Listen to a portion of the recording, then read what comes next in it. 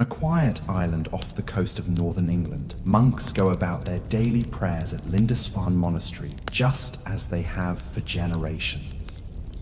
The morning mist rolls in from the North Sea, and everything seems peaceful, ordinary, routine.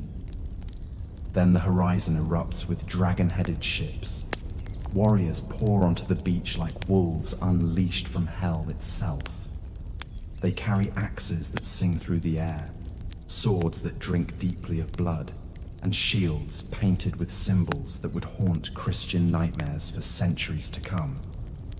In a single morning, these raiders don't just steal gold and silver. They steal something far more precious: the illusion that anywhere in Europe is truly safe. This is the moment that changes everything. The moment when the Viking Age explodes into history like lightning splitting an ancient oak. But here's what almost nobody understands about that legendary raid on Lindisfarne. It wasn't the beginning of the Viking story. It was the eruption of forces that had been building for generations in the frozen fjords and windswept islands of Scandinavia. The real story starts decades earlier, in places most people can't even pronounce, with changes so subtle that even the Vikings themselves didn't realize they were about to reshape the entire medieval world. See, everyone thinks they know the Vikings. Horned helmets, which they never actually wore. Mindless berserkers, which completely misses their genius for strategy.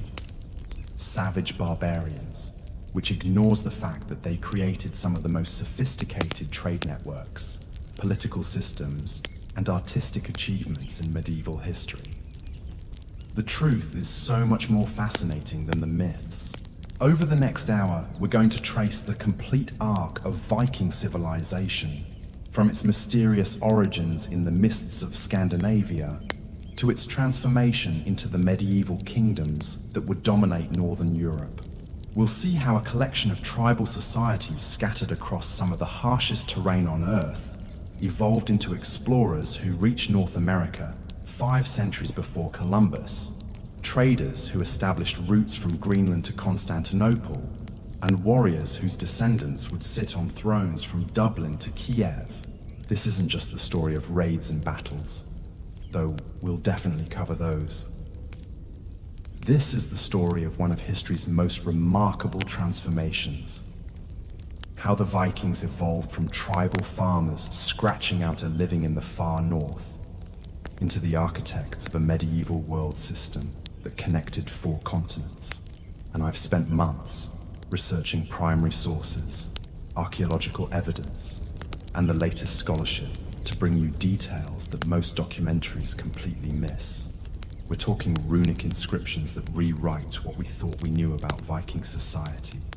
Recent archaeological discoveries that reveal the true sophistication of their technology, and DNA evidence that's forcing historians to completely reconsider who the Vikings actually were. But before we dive into dragon ships and legendary warriors, we need to understand something crucial. The Vikings didn't emerge from nowhere. They were the product of specific geographic, climatic, and cultural pressures that had been building in Scandinavia for centuries. The raid on Lindisfarne was just the moment when those pressures finally exploded outward into the wider world. So let's go back to the beginning. Not to 793, but to the centuries before, when the foundations of Viking civilization were being laid in a landscape that would forge some of the most formidable people in human history. Picture Scandinavia in the 6th and 7th centuries. This is a land of impossible contrasts. Summer days when the sun never sets, winter nights that stretch for months, fjords that cut like sword wounds through mountains older than complex life itself, forests so dense and dark that they spawned legends of gods and monsters that still echo in our culture today. The people living in this harsh paradise weren't yet called Vikings. That term wouldn't emerge for another 2 centuries. Instead, they were known by tribal names that have mostly vanished from history. The Geats of southern Sweden, the Sverre who would give Sweden its name, the Danes who were already beginning to dominate the southern regions, and dozens of smaller groups scattered across Norway's impossible coastline. But these weren't primitive peoples struggling for survival. Archaeological evidence reveals sophisticated societies with complex social hierarchies, advanced metalworking techniques, and artistic traditions that produce some of the most beautiful objects of the early medieval period. At Vendel in Sweden, excavations have uncovered warrior graves filled with weapons and armor so exquisite that they rival anything produced in the supposedly more civilized courts of Francia or Byzantium. The key to understanding early Scandinavian society lies in recognizing how geography shaped culture. In most of Europe, agriculture formed the foundation of civilization. Large, stable populations settled in fertile river valleys and built their societies around farming. But Scandinavia was different. The growing season was short, the soil often poor, and much of the best agricultural land was scattered across islands and coastal regions separated by mountains, forests, and most importantly, water. Water became the highway system of early Scandinavia. While other Europeans struggled to move goods and people overland through dense forests and across rivers, the Scandinavians developed boat-building technologies that turned every fjord, lake, and coastal inlet into a potential trade route. They didn't just adapt to their watery environment.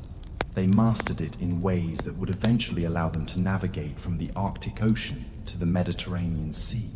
This maritime focus created a fundamentally different kind of society. Instead of the land-based feudalism that was emerging elsewhere in Europe, Scandinavian communities developed around what we might call naval aristocracies. The most prestigious members of society weren't just those who controlled the most land, but those who commanded the finest ships and could lead the most successful expeditions. The ship itself became the ultimate symbol of status and power. When a Scandinavian chieftain died, he might be buried in his vessel, surrounded by weapons, jewelry, and sometimes even sacrificed servants. These ship burials, found throughout Scandinavia, reveal a culture that saw the journey to the afterlife as literally a voyage across cosmic waters. But the most important aspect of early Scandinavian society was its fundamental mobility. Unlike their European neighbors, who were increasingly tied to specific plots of land, Scandinavian communities remained fluid, adaptable, and always ready to move. A family might farm in summer, raid in autumn, trade in winter, and explore in spring. This flexibility would prove crucial when climatic and political changes began pushing Scandinavian society toward its explosive expansion. The climate shift that helped trigger the Viking Age was subtle but profound. Around the 7th century, Northern Europe began experiencing what climatologists call the medieval warm period. Temperatures rose just enough to extend growing seasons, reduce sea ice, and make previously marginal lands more habitable. For most of Europe, this was simply a period of increased prosperity. For Scandinavia, it was revolutionary. Warmer temperatures meant that previously inaccessible sea routes opened up. Coastal areas that had been locked in ice for much of the year became navigable. Most importantly, the population began to grow rapidly as agricultural yields improved and infant mortality declined. By the 8th century, Scandinavia was experiencing something it had never dealt with before: overpopulation relative to available resources. This population pressure coincided with significant political developments that would prove equally important. Throughout the 7th and early 8th centuries, successful war leaders were beginning to consolidate power across larger territories. In Denmark, the Silding dynasty was establishing control over vast areas. In Sweden, the Yngling dynasty was expanding its influence. In Norway, dozens of petty kingdoms were beginning the long process of unification. These emerging kingdoms created both opportunities and problems. On one hand, they could organize larger military expeditions and more extensive trade networks. On the other hand, they reduced opportunities for ambitious young men to achieve status through traditional means. If your local king was now subordinate to a high king, and that high king controlled all the best agricultural land, where did that leave the younger sons of ambitious families? The answer was increasingly clear. Look beyond Scandinavia itself. But the Vikings didn't become Vikings overnight. The transformation from tribal raiders to the masters of medieval warfare was gradual, involving technological innovations, tactical developments, and cultural changes that unfolded over several generations. The most important innovation was in shipbuilding. The early Scandinavians had always been skilled boat builders, but around the 7th century, they achieved a breakthrough that would change naval history forever. They perfected the clinker-built longship, a vessel that was simultaneously seaworthy enough for ocean voyages and shallow-drafted enough to navigate rivers and land on beaches. These ships were marvels of engineering that represented centuries of accumulated knowledge about working with wood, understanding water dynamics, and balancing the competing demands of speed, cargo capacity, and durability. A typical longship could carry 30 to 60 warriors, travel at speeds that wouldn't be matched by sailing vessels for centuries, and most importantly, appear suddenly wherever there was water deep enough to float it. The psychological impact of these ships cannot be overstated. Imagine being a medieval peasant working in fields near a river, secure in the knowledge that any serious military threat would have to approach overland, giving you plenty of warning.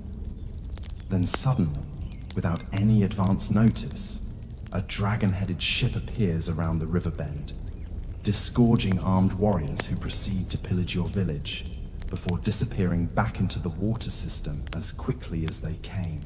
This tactical mobility was revolutionary. Previous military campaigns in medieval Europe were ponderous affairs involving months of preparation, slow-moving armies, and predictable routes of advance. The Vikings introduced something entirely new. The lightning raid, appearing from nowhere, striking hard and fast, and vanishing before any organized response could be mounted. But the longship was just one component of a broader military revolution. The Vikings also developed distinctive weapons, armor, and fighting techniques that reflected their unique strategic situation. The famous Viking sword was designed not just for individual combat, but for the specific demands of shipborne warfare. It had to be effective in cramped conditions, quick to deploy, and versatile enough to function both as a weapon and as a tool. More importantly, the Vikings perfected what we might call amphibious warfare centuries before the term was invented. They understood how to coordinate sea and land operations, how to use rivers as highways into the heart of enemy territory, and how to establish temporary bases that could support extended campaigns far from home. The cultural changes were equally significant. Scandinavian society began to glorify not just courage in battle, which had always been important, but specifically the kind of courage required for long-distance expeditions into unknown territories. The ideal warrior wasn't just someone who could fight well in defense of his home, but someone who could thrive in completely alien environments, adapt to unexpected challenges, and return home with tales of distant lands and exotic plunder. This cultural shift is reflected in the evolution of Scandinavian poetry and storytelling. The older heroic traditions had focused on defending one's homeland and dying gloriously in familiar surroundings. The new stories increasingly celebrated exploration, cunning, and the ability to survive and prosper in strange lands among foreign peoples.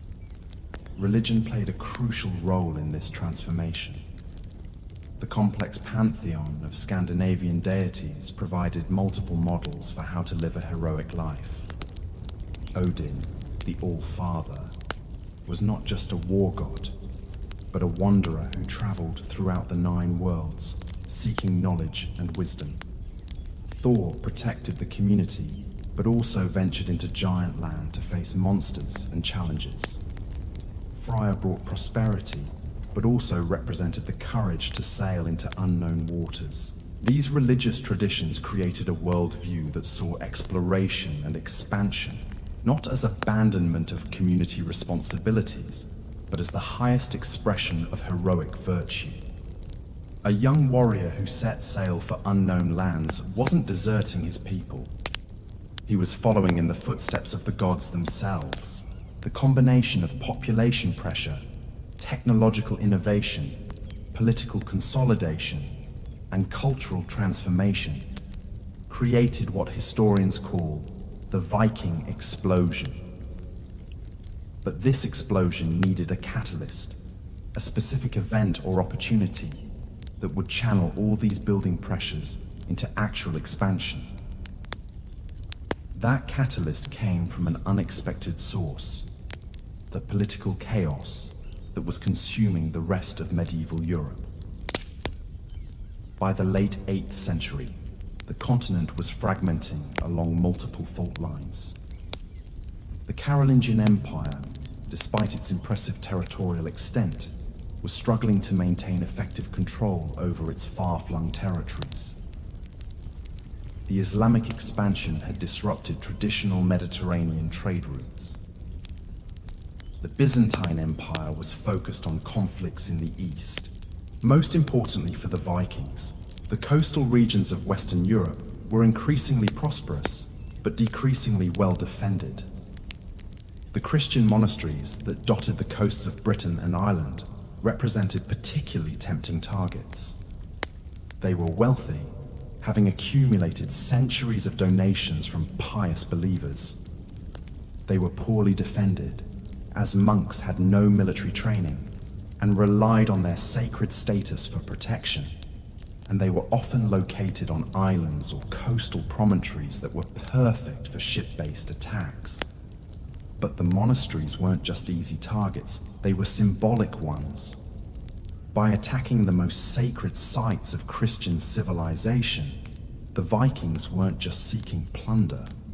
They were making a statement about their own power and the weakness of their enemies' gods. The psychological warfare was as important as the physical destruction.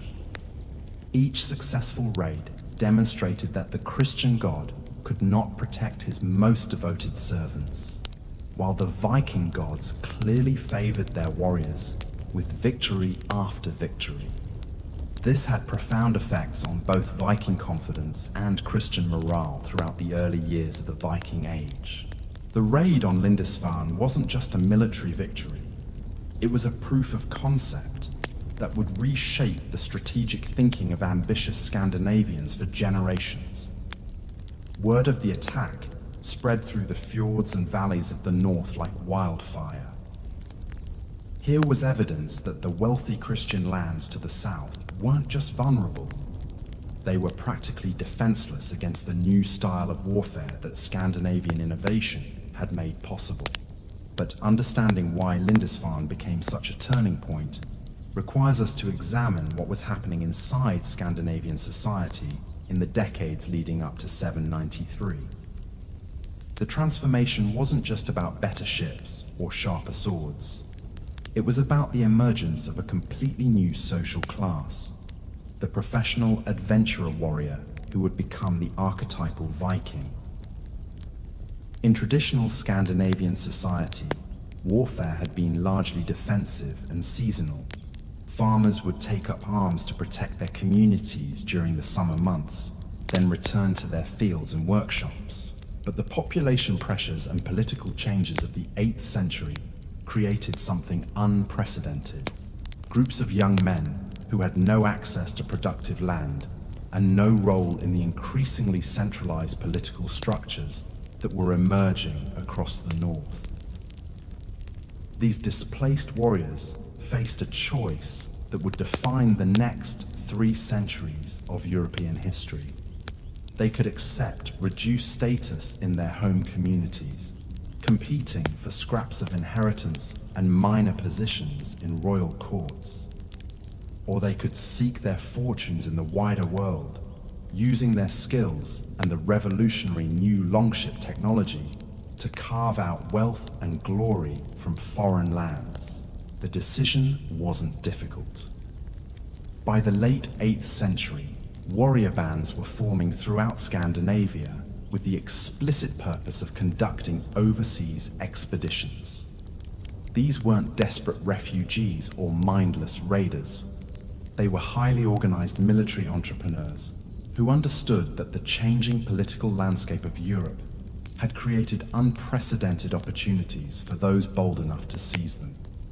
The composition of these early Viking bands reveals the sophistication of their enterprise. Archaeological evidence from weapon hoards and grave goods shows that Viking expeditions included not just warriors, but craftsmen who could repair weapons and ships, traders who understood foreign markets and currencies, navigators who could find their way across open ocean, and even specialists in siege warfare who could reduce fortified positions. More importantly, these bands operated according to carefully developed codes of conduct that balanced individual ambition with collective success. The famous Viking institution of blood brotherhood wasn't just ceremonial bonding, it was a practical system for ensuring loyalty and cooperation among men who might be thousands of miles from any familiar authority structure. The early raids also reveal something crucial about Viking strategic thinking that contradicts the popular image of mindless berserkers. The targets weren't chosen randomly or out of religious hatred. They were selected according to sophisticated intelligence gathering that evaluated wealth, defenses, political situation, and escape routes. The Vikings were conducting what we would recognize today as detailed reconnaissance missions, often years in advance of actual attacks. Lindisfarne was chosen not because it was the holiest site in northern England, but because it offered the perfect combination of accessible wealth, minimal defenses, and symbolic value. The monastery sat on an island that could only be reached on foot at low tide, making it seem secure to its inhabitants while actually creating the perfect trap for anyone caught there when Viking ships appeared on the horizon. The attack itself was executed with clinical precision. The raiders arrived at dawn, when the monks would be gathered for morning prayers and unable to scatter. They secured the island's only escape route, systematically looted the monastery's treasures, and were back at sea before any mainland response could be organized. The entire operation probably lasted less than 6 hours, but the psychological impact would last for centuries. Chronicles from across Christian Europe describe the terror that the Lindisfarne raid inspired, not just because of the violence, though that was certainly shocking, but because of what the attack represented: the emergence of a new kind of enemy that could appear anywhere, anytime, without warning. The success at Lindisfarne triggered what can only be described as a gold rush mentality throughout Scandinavia. Young warriors who had heard tales of the easy plunder and swift victory began organizing their own expeditions. The technology and tactics that had made Lindisfarne possible were rapidly disseminated throughout the warrior communities of the north. Within a decade of the first raid, Viking attacks were being reported from Ireland to the Frankish coast. But these weren't random acts of violence. They were part of a systematic exploration of European weakness that would eventually evolve into permanent conquest and settlement. The Irish Chronicles provide some of the most detailed accounts of these early raids, partly because Ireland's fragmented political situation made it an ideal testing ground for Viking tactics.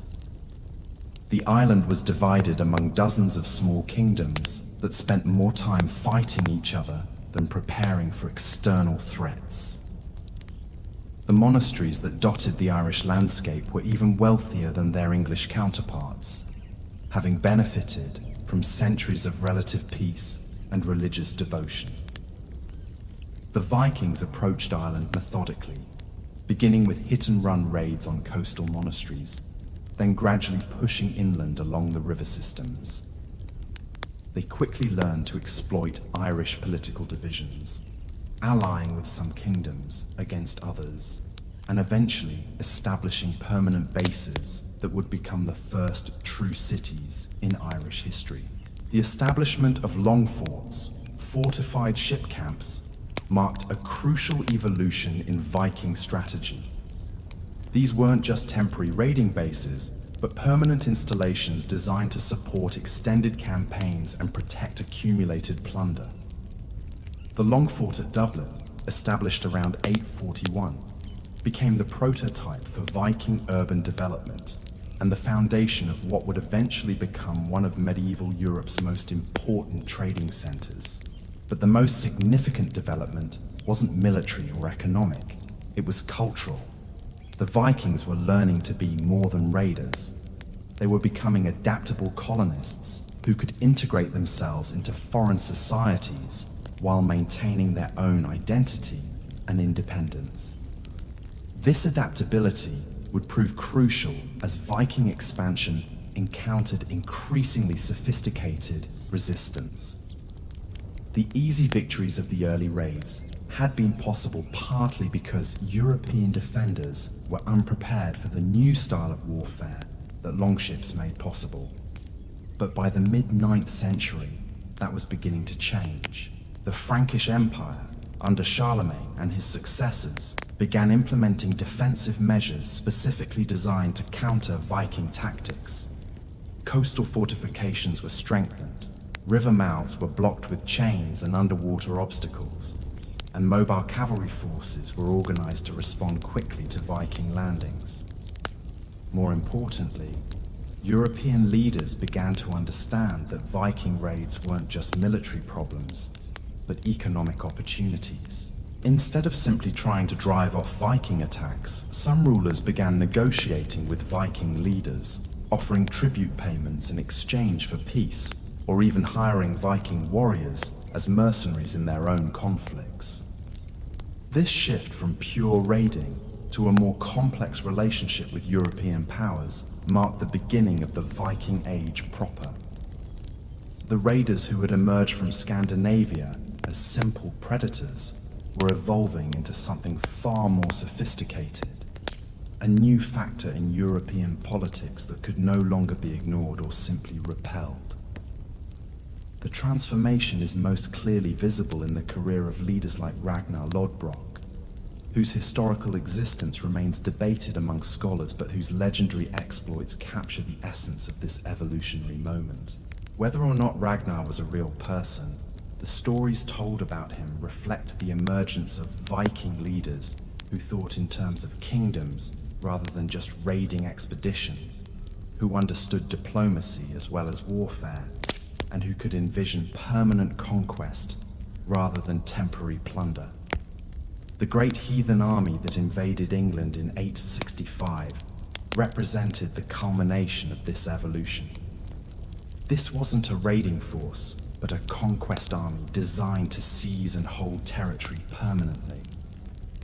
Led by figures who claimed descent from legendary heroes, equipped with siege engines, and supported by supply chains that stretched back to Scandinavia, the Great Army demonstrated that the Vikings had learned to wage war on a completely different scale. The invasion of England also revealed how Viking society itself was changing. The warriors who crossed the North Sea in 865 weren't just seeking portable wealth that could be carried back to Scandinavia. They were looking for land to settle, kingdoms to rule, and opportunities to establish permanent dynasties in foreign territories. This shift from raiding to conquest reflected deeper changes in Scandinavian society. The population pressures that had initially driven young warriors overseas were now being resolved not by temporary expeditions, but by permanent emigration. Entire families were beginning to follow the warrior bands, bringing with them the skills and traditions necessary to establish lasting settlements. The archaeological evidence from Viking settlements in England, Ireland, and the Scottish Islands reveals communities that were simultaneously Scandinavian and local, maintaining traditional crafts and customs while adapting to new environments and integrating with existing populations. These weren't military occupations, but genuine colonies that would eventually evolve into integral parts of medieval European civilization. But perhaps the most remarkable aspect of this transformation was its speed.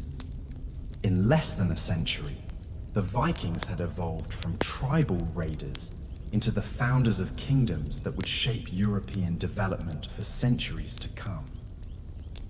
The same longships that had carried the first raiders to Lindisfarne were now transporting settlers to Iceland, traders to Constantinople, and explorers toward the edge of the known world. The success of Viking expansion created new pressures and opportunities that would drive the next phase of their remarkable story. As Scandinavian settlements spread across the North Atlantic and down the rivers of Eastern Europe, they encountered challenges that would test every aspect of their adaptability and force them to evolve yet again.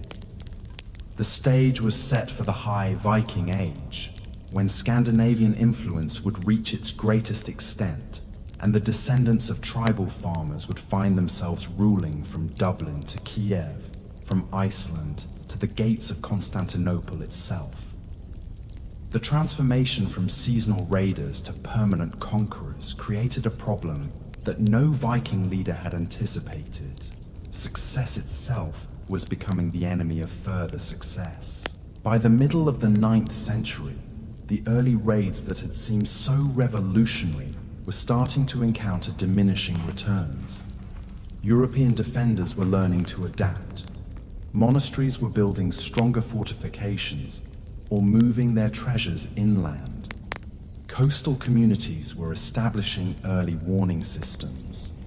Most importantly, local rulers were beginning to organize coordinated responses that could turn Viking mobility from an advantage into a trap.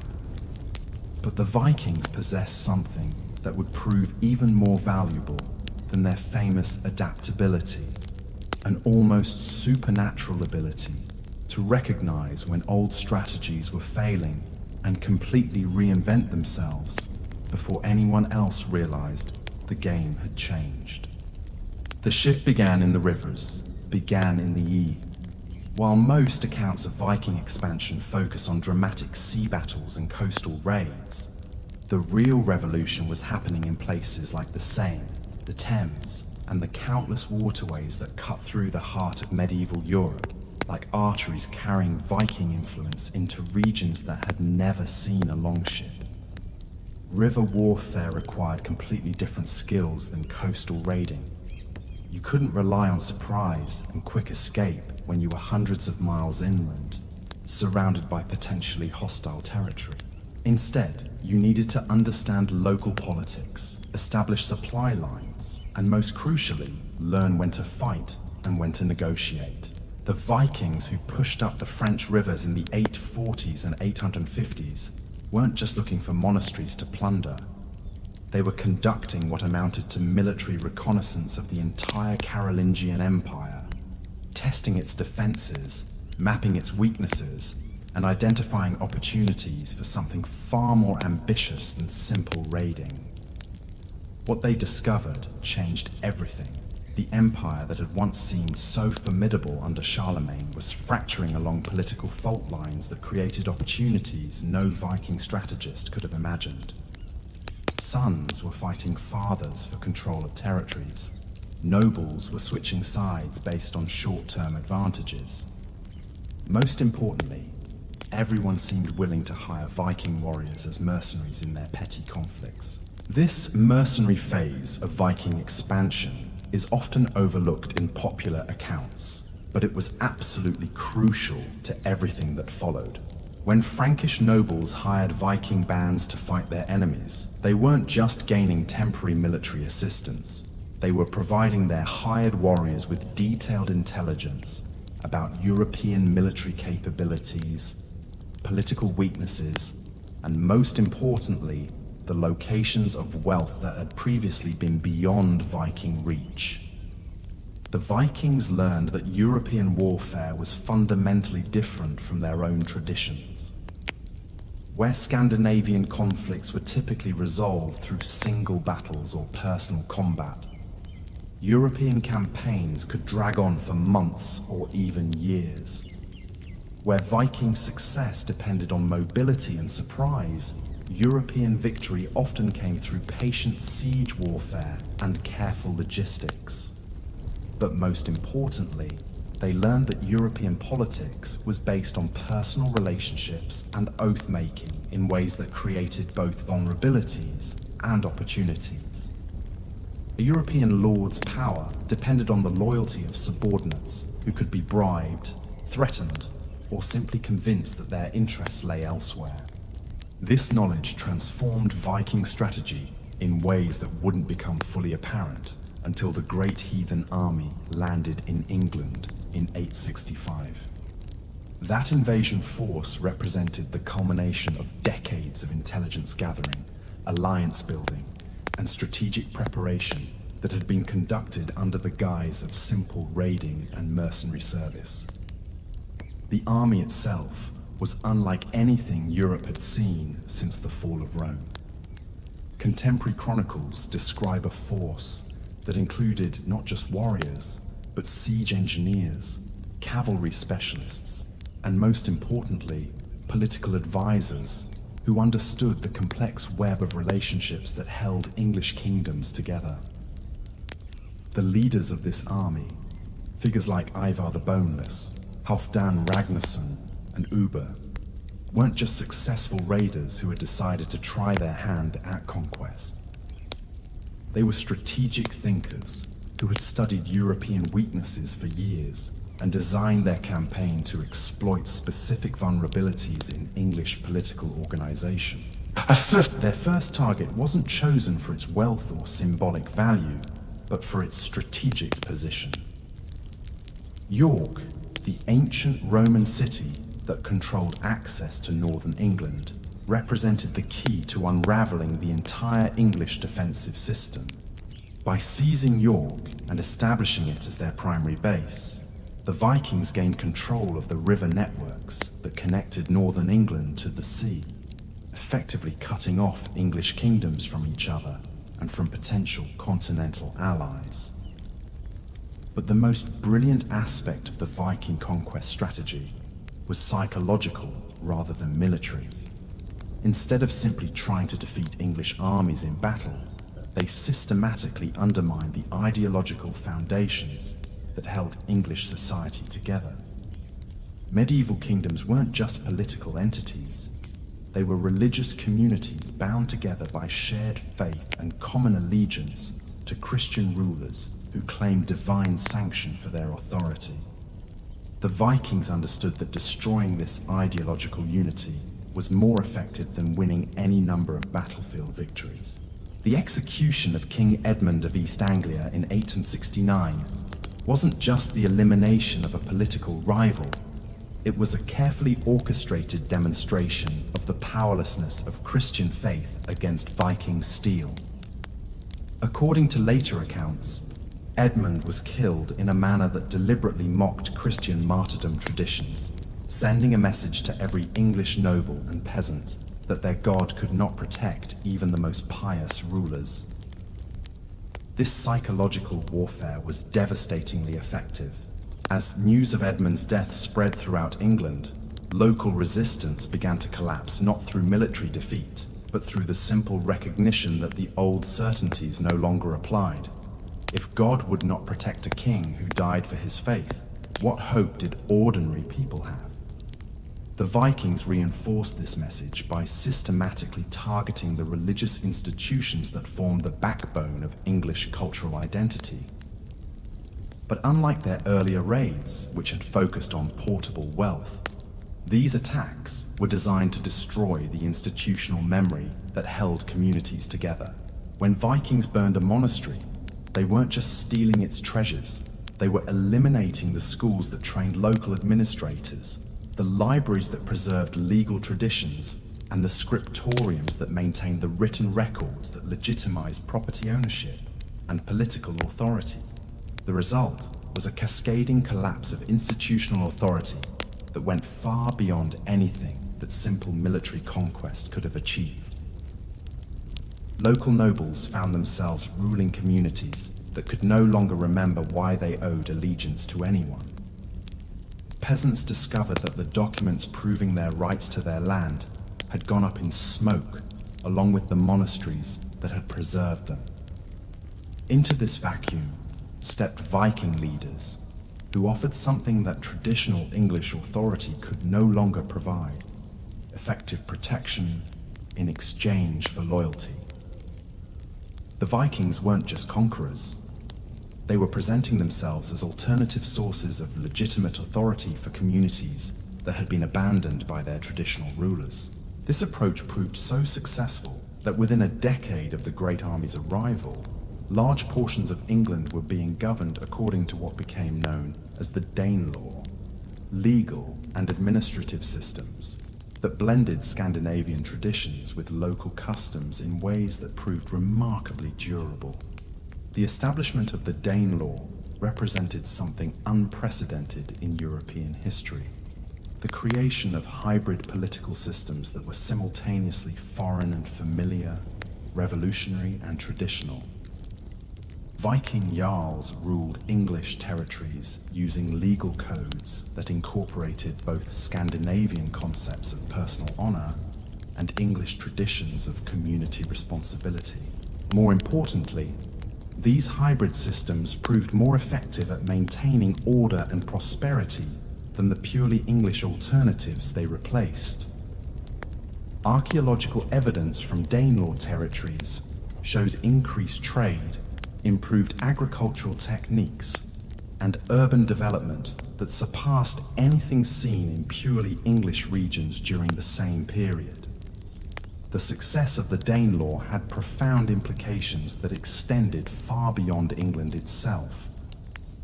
Viking leaders throughout Scandinavia began to recognize that permanent conquest and settlement could be more profitable than traditional raiding, while European rulers started to understand that Viking expansion represented not just military threat, but political opportunity. The result was a fundamental shift in the nature of Viking activity throughout the late 9th and early 10th centuries. Where earlier generations had focused on hit-and-run raids designed to accumulate portable wealth, their successors increasingly pursued territorial conquest, aimed at establishing permanent domains that could be passed down to their children. This evolution from raiders to rulers created new challenges that tested every aspect of Viking adaptability.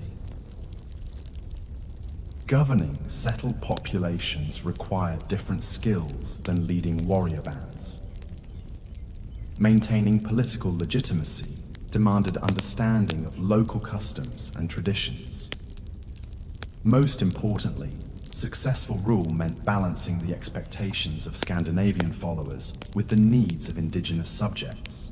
The solutions Viking leaders developed to these challenges would reshape medieval Europe in ways that extended far beyond the territories they directly controlled.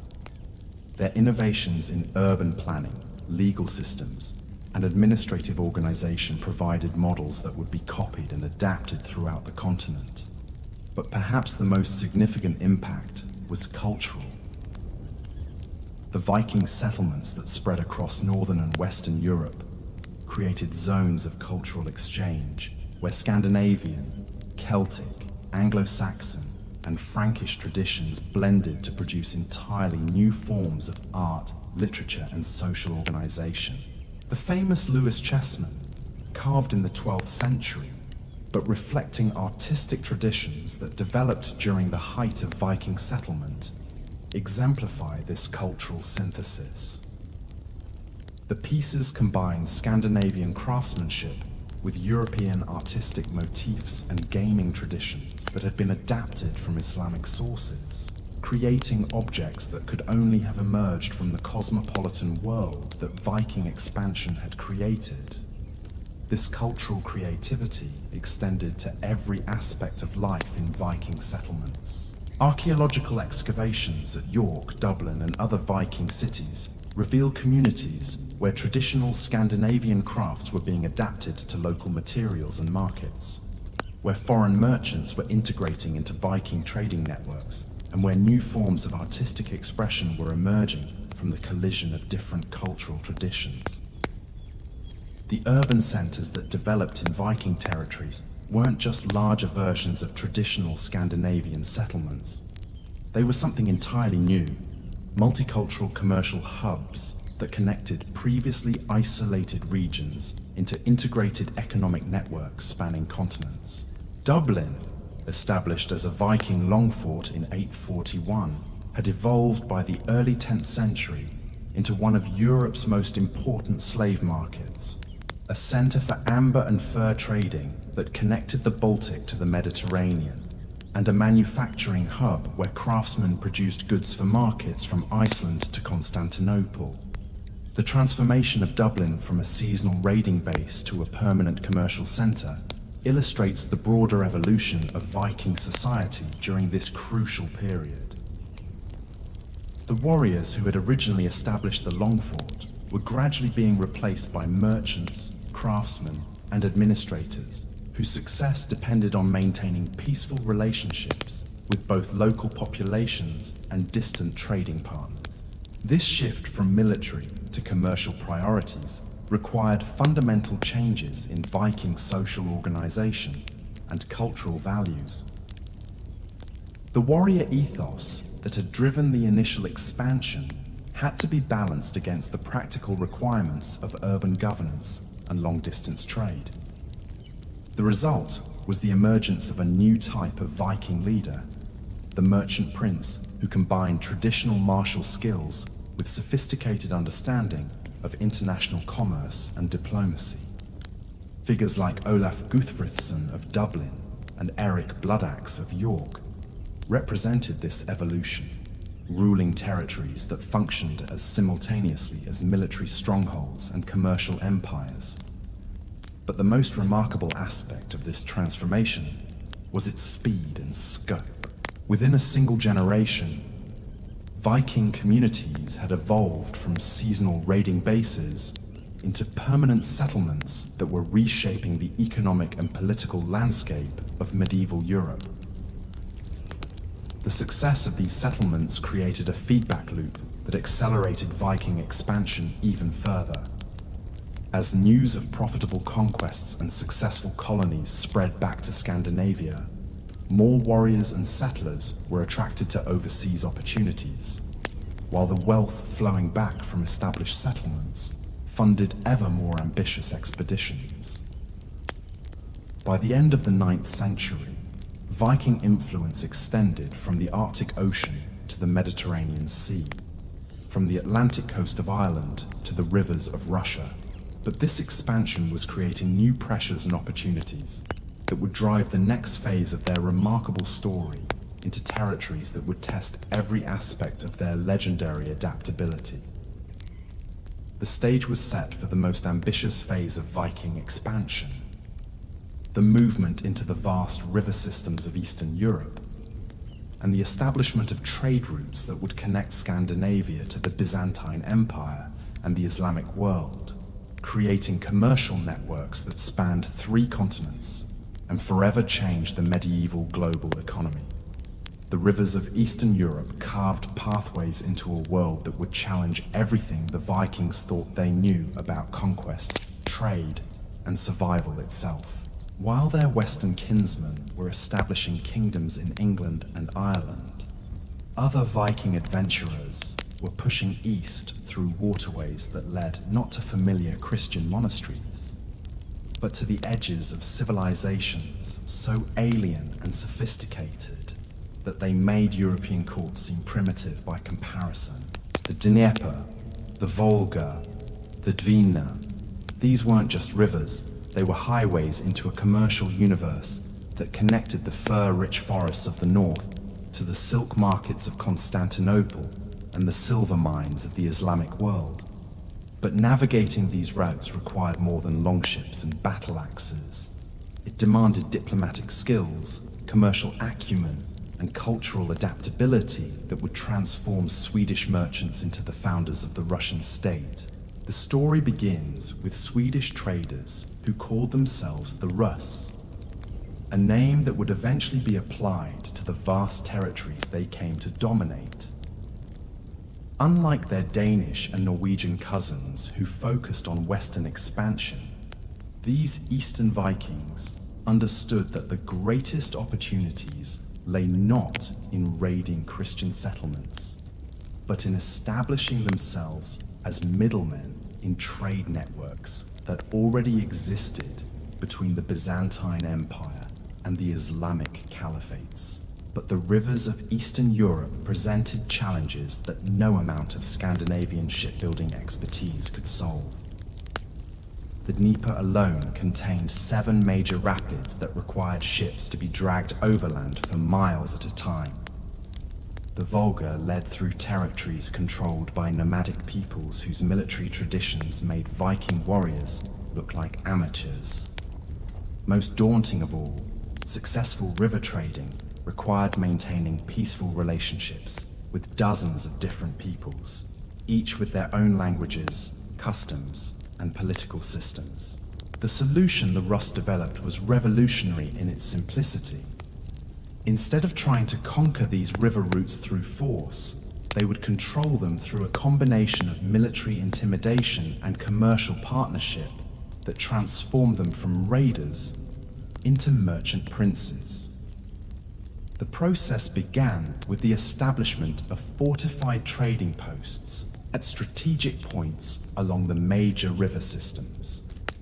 These weren't temporary camps like the Western long forts, but permanent settlements designed to support year-round commercial operations. Novgorod, Kiev, Smolensk. These cities became the nodes of a trading network that would eventually span from the Arctic Ocean to the Black Sea. But the most brilliant aspect of the Russ strategy was their approach to local populations. Instead of simply displacing existing communities, they integrated themselves into local political structures as military elites who could provide protection in exchange for tribute and trading privileges. The Slavic tribes that controlled much of the river territory found themselves with Scandinavian overlords who were more interested in maintaining profitable trade routes than in imposing foreign customs. This integration wasn't always peaceful. The Russian Primary Chronicle, compiled centuries later but based on earlier sources, describes numerous conflicts between Rus warbands and local populations. But these conflicts typically ended not with the complete subjugation of one side or the other, but with negotiated agreements that established the Vikings as ruling elites within existing social structures. The result was something unprecedented in Viking expansion: the creation of genuinely multi-ethnic states, where Scandinavian military leadership, combined with Slavic agricultural expertise and nomadic trading connections, to produce political entities that were more sophisticated and durable than anything the Vikings had established elsewhere. The transformation of Kiev under Rus rule illustrates this process perfectly. What had begun as a modest Slavic settlement became, under Viking leadership, one of medieval Europe's largest and most cosmopolitan cities. Contemporary accounts describe a commercial hub where merchants from Scandinavia traded alongside Byzantine Greeks, Islamic Arabs, and nomadic Khazars, creating a cultural melting pot that produced innovations in everything from military technology to religious practice. But the real key to Rus' success was their mastery of what we might call violence economics. The calculated use of military force to establish and maintain commercial relationships, rather than simply to acquire immediate plunder. A Rus trading expedition was simultaneously a merchant caravan and a military force capable of fighting its way through hostile territory if negotiations failed. This approach proved devastatingly effective when applied to the Byzantine Empire. The famous attack on Constantinople in 860, led by the Rus leaders Askol and Dir, wasn't primarily a raid designed to capture treasure.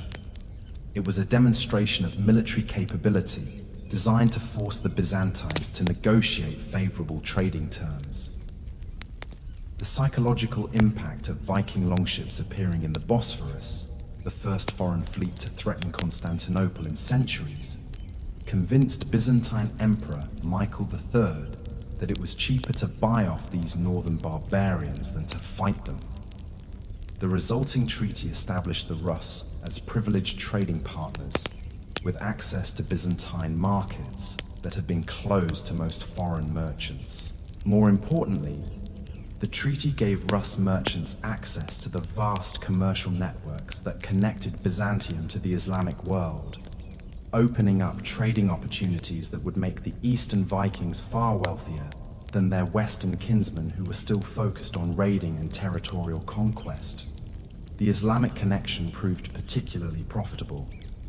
The Islamic world's insatiable demand for northern furs, amber, and slaves created a commercial pipeline that brought Middle Eastern silver flowing north through the Russian river systems in quantities that dwarfed anything available through Western European trade.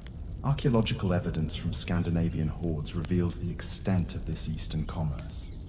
Swedish museum collections contain literally thousands of Islamic silver coins dating from the 9th and 10th centuries, many of them found in remote locations that could only have been reached through the Russian river routes. These coins represent just a fraction of the total silver flow that was buried and never recovered. The actual volume of trade was probably 10 times larger. But the Eastern trade routes demanded more than just commercial skills. They required understanding of Islamic law, Byzantine diplomacy, and the complex tribal politics of the steppes. The Rus, who succeeded in this environment, had to become cultural chameleons, adapting their behavior and appearance to meet the expectations of radically different societies. Contemporary Islamic accounts describe Rus merchants who had learned to speak Arabic, dress in local fashions, and conduct business according to Islamic commercial practices. Byzantine sources mention Rus diplomats who understood court protocol and could negotiate complex treaties in Greek. Most remarkably, some Rus leaders seem to have converted to Christianity or Islam when it served their commercial interests, while maintaining their traditional beliefs in private. This cultural flexibility was crucial because the Eastern routes weren't just trading networks. They were corridors of cultural exchange that exposed the Vikings to ideas and technologies that would transform Scandinavian society. The Rus who returned home brought with them not just silver and silk, but new concepts of urban planning, administrative organization, and political legitimacy that would influence the development of medieval Scandinavian kingdoms. The impact is most clearly visible in the evolution of Scandinavian royal ideology. The petty kings who had ruled tribal territories through personal charisma and military success began adopting the trappings of Byzantine and Islamic sovereignty. Elaborate court ceremonies, written legal codes, and administrative bureaucracies that could govern large territories without requiring the constant personal presence of the ruler. More importantly, the Eastern Vikings learned to think in terms of territorial states rather than personal followings. The Rus principalities that emerged in the 10th century weren't just larger versions of traditional Scandinavian chieftaincies. They were fundamentally different political entities, based on control of territory and trade routes, rather than personal loyalty relationships. This evolution is personified in the career of Vladimir I of Kiev, who ruled from 980 to 1015 and transformed the Rus state from a loose confederation of trading posts into a centralized monarchy that rivaled the Byzantine Empire in territorial extent and administrative sophistication. Vladimir's conversion to Christianity in 988 wasn't just a personal religious decision. It was a calculated political move designed to integrate his realm into the broader Christian commonwealth that dominated medieval Europe. But Vladimir's Christianity was distinctively Eastern in character, oriented toward Constantinople rather than Rome, and incorporating elements of traditional Slavic religiosity that would eventually evolve into the distinctive Orthodox culture of medieval Russia. This religious synthesis reflected the broader cultural fusion that characterized the Rus state, where Scandinavian political traditions combined with Slavic social customs and Byzantine administrative practices to create something entirely new. The success of the Rus experiment had profound implications for Viking expansion throughout Eastern Europe. Other Scandinavian groups began establishing their own river-based principalities, creating a network of Viking-ruled states that stretched from the Baltic to the Black Sea. These Eastern Vikings developed their own distinctive culture that maintained connections to Scandinavia while adapting to local conditions in ways that their Western cousins had never achieved. The archaeological evidence from these Eastern settlements reveals communities that were simultaneously Scandinavian and Slavic, maintaining traditional crafts and burial customs, while adopting local agricultural techniques and architectural styles. The famous Gnezdovo cemetery near Smolensk contains graves that include both Viking weapons and Slavic pottery, Byzantine coins, and Scandinavian jewelry, creating a material culture that reflects the complex ethnic mixing that characterized the Rus territories. But perhaps the most significant impact of the Eastern expansion was economic. The silver that flowed north through the Russian rivers funded the continued expansion of Viking activity throughout Europe, providing the economic foundation for the great campaigns of the 10th and 11th centuries. The wealth accumulated through Eastern trade allowed Viking leaders to maintain larger military forces, build more ships, and support more ambitious expeditions than would have been possible through Western raiding alone. This economic foundation also enabled the Vikings to weather the increasing resistance they encountered in Western Europe, as their targets learned to defend themselves more effectively. When English kings began building fortified towns and organizing professional armies specifically designed to counter Viking tactics, the Eastern Vikings could continue their expansion because they had access to alternative sources of wealth and power. The Eastern expansion also provided a crucial demographic outlet that helped prevent the internal conflicts that might otherwise have developed as Scandinavian populations continued to grow. Young warriors who might have competed for limited opportunities at home could instead seek their fortunes in the vast territories opening up along the Russian rivers. This demographic pressure valve was particularly important because it allowed Scandinavian society to maintain its traditional warrior culture while avoiding the internal violence that had characterized earlier periods of population pressure. Instead of fighting each other for scarce resources, ambitious young Vikings could channel their energies into overseas expansion that benefited their home communities as well as themselves. The result was a period of unprecedented prosperity and cultural achievement in Scandinavia itself. The silver flowing back from the east funded monumental building projects, sophisticated artistic production, and the development of urban centers that rivaled anything in medieval Europe.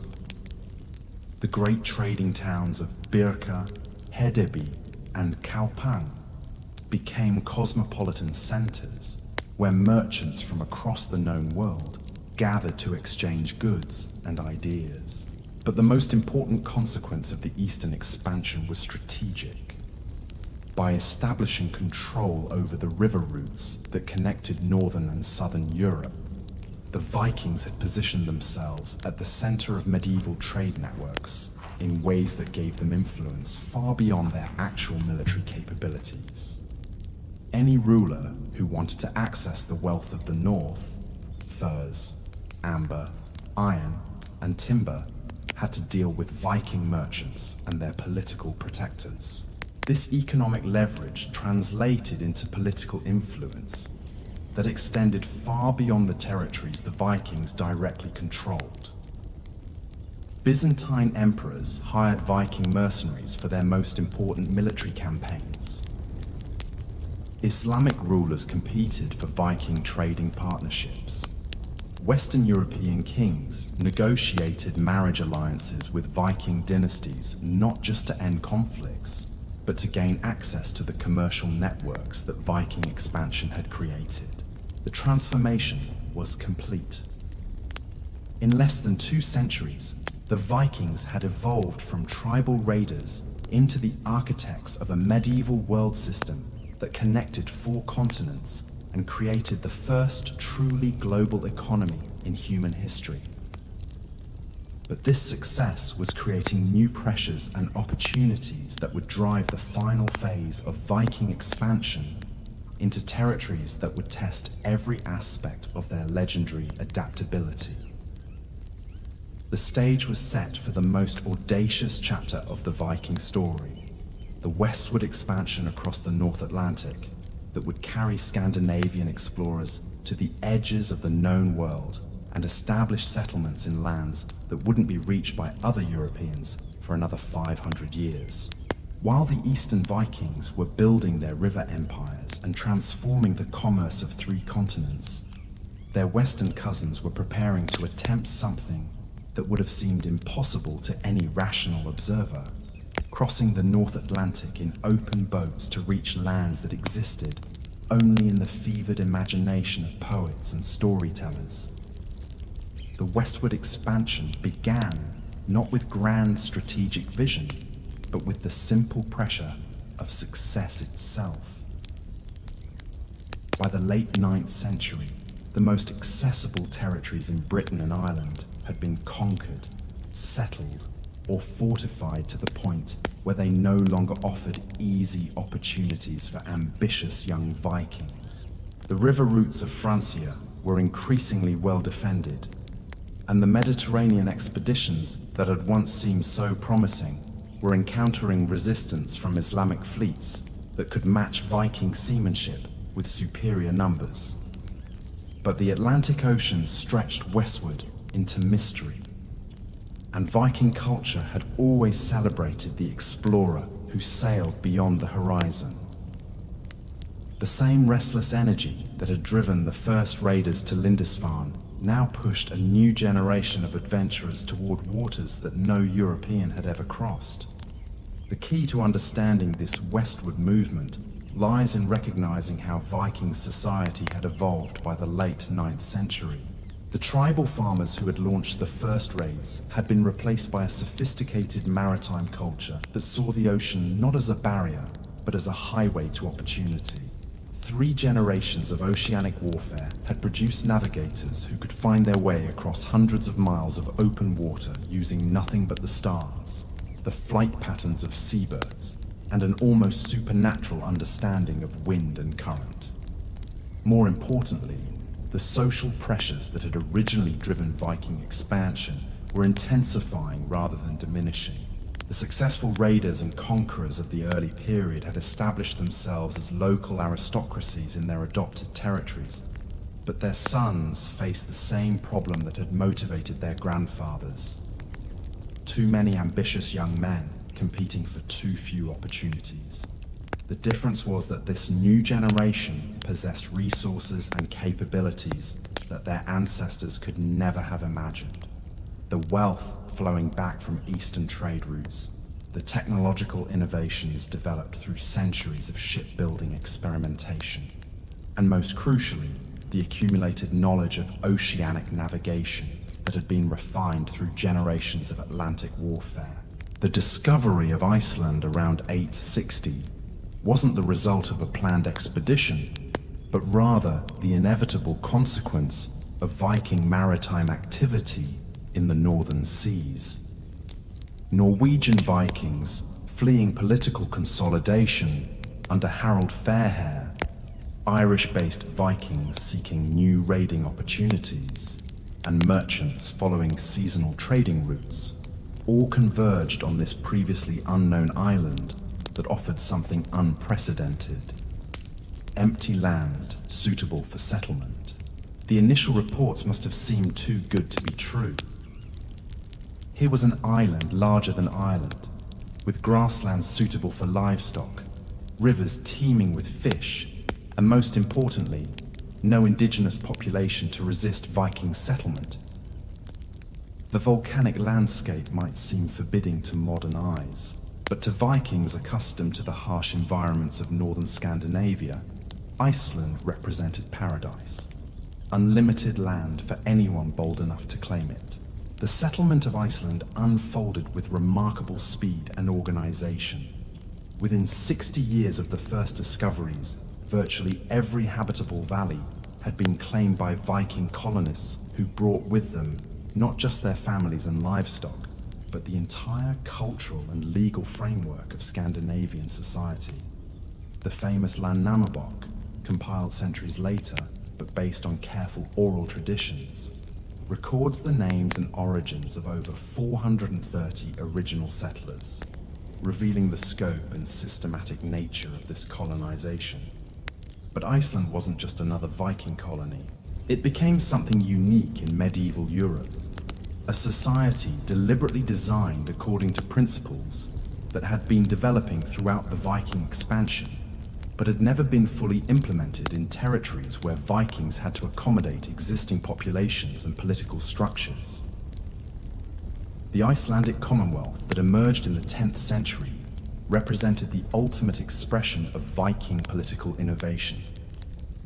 Instead of kings or jarls ruling through personal authority, Iceland was governed by the Althing, an annual assembly where free farmers gathered to make laws, settle disputes, and coordinate collective action.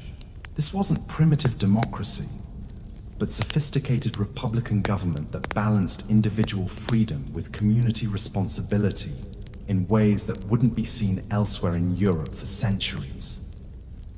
The legal system that developed in Iceland was equally revolutionary. Instead of royal justice imposed from above, disputes were resolved through complex systems of compensation and arbitration that treated violence as a problem to be solved, rather than a crime to be punished. The famous Icelandic sagas, composed generations later but reflecting this legal culture, reveal a society that celebrated individual honor while maintaining sophisticated mechanisms for preventing feuds from destroying community stability. More importantly, Iceland became a laboratory for cultural innovation that would influence all of Scandinavian civilization. Freed from the constraints of accommodating foreign populations or adapting to existing political structures, Icelandic settlers could develop distinctively Viking approaches to everything from architecture to poetry, from agriculture to religious practice. The result was a cultural flowering that produced some of the greatest achievements of medieval European civilization. The anonymous poets who composed the Eddic poems created a systematic mythology that preserved ancient Scandinavian beliefs while transforming them into sophisticated literary art. The saga writers who emerged in the 12th and 13th centuries developed narrative techniques that wouldn't be matched elsewhere in Europe until the Renaissance. But perhaps the most significant aspect of Icelandic society was its relationship to exploration and expansion. Unlike other medieval communities that focused on defending fixed territories, Iceland maintained the Viking tradition of seeing the ocean as a pathway to opportunity. Icelandic farmers who had established successful homesteads continued to launch expeditions westward, driven by the same combination of curiosity, ambition, and demographic pressure that had motivated their ancestors. This westward momentum led inevitably to the discovery of Greenland around 980 by Eric the Red, whose career exemplifies the complex motivations that drove Viking expansion during this period. Eric wasn't a landless younger son seeking his fortune, but an established Icelandic chieftain who had been outlawed for committing murders in local feuds. His expedition to Greenland was simultaneously exile and opportunity, punishment and potential redemption. The name Eric chose for his discovery reveals the sophisticated psychological understanding that characterized Viking expansion strategies. Greenland was partly accurate. The coastal regions where Vikings could establish settlements did have grasslands suitable for livestock, but it was also calculated marketing designed to attract settlers to what was obviously a more challenging environment than Iceland. The Greenland colonies that Eric established around 985 represented the furthest extension of European civilization until the age of Columbus. These weren't temporary outposts, but permanent settlements complete with churches, farms, and the full apparatus of medieval society, transplanted to an environment that tested every aspect of Viking adaptability. The archaeological evidence from these Greenland settlements reveals communities that maintained Scandinavian cultural identity while adapting to environmental challenges that would have defeated less flexible societies. The colonists learned to hunt seals and whales using techniques borrowed from indigenous populations, developed new architectural styles suited to extreme cold, and created economic systems based on trading walrus ivory and polar bear pelts to European markets. But the most remarkable aspect of the Greenland expansion was its role as a launching point for even more audacious exploration. The same demographic and cultural pressures that had driven Vikings from Norway to Iceland to Greenland continued operating, pushing the most adventurous colonists to investigate rumors of land even further west. The voyages of Leif Erikson around 1000 AD represented the culmination of 5 centuries of Viking maritime development. The ships that carried him across the Labrador Sea to the coast of North America were the product of generations of technological refinement. The navigation techniques that guided him through uncharted waters had been developed through centuries of oceanic exploration. Most importantly, the cultural confidence that made such a voyage conceivable had been built through successful adaptation to increasingly challenging environments.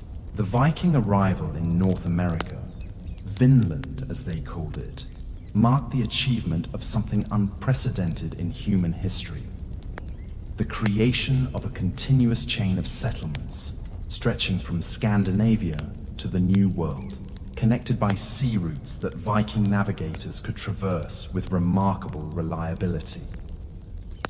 But the North American expeditions also revealed the limits of Viking expansion capabilities.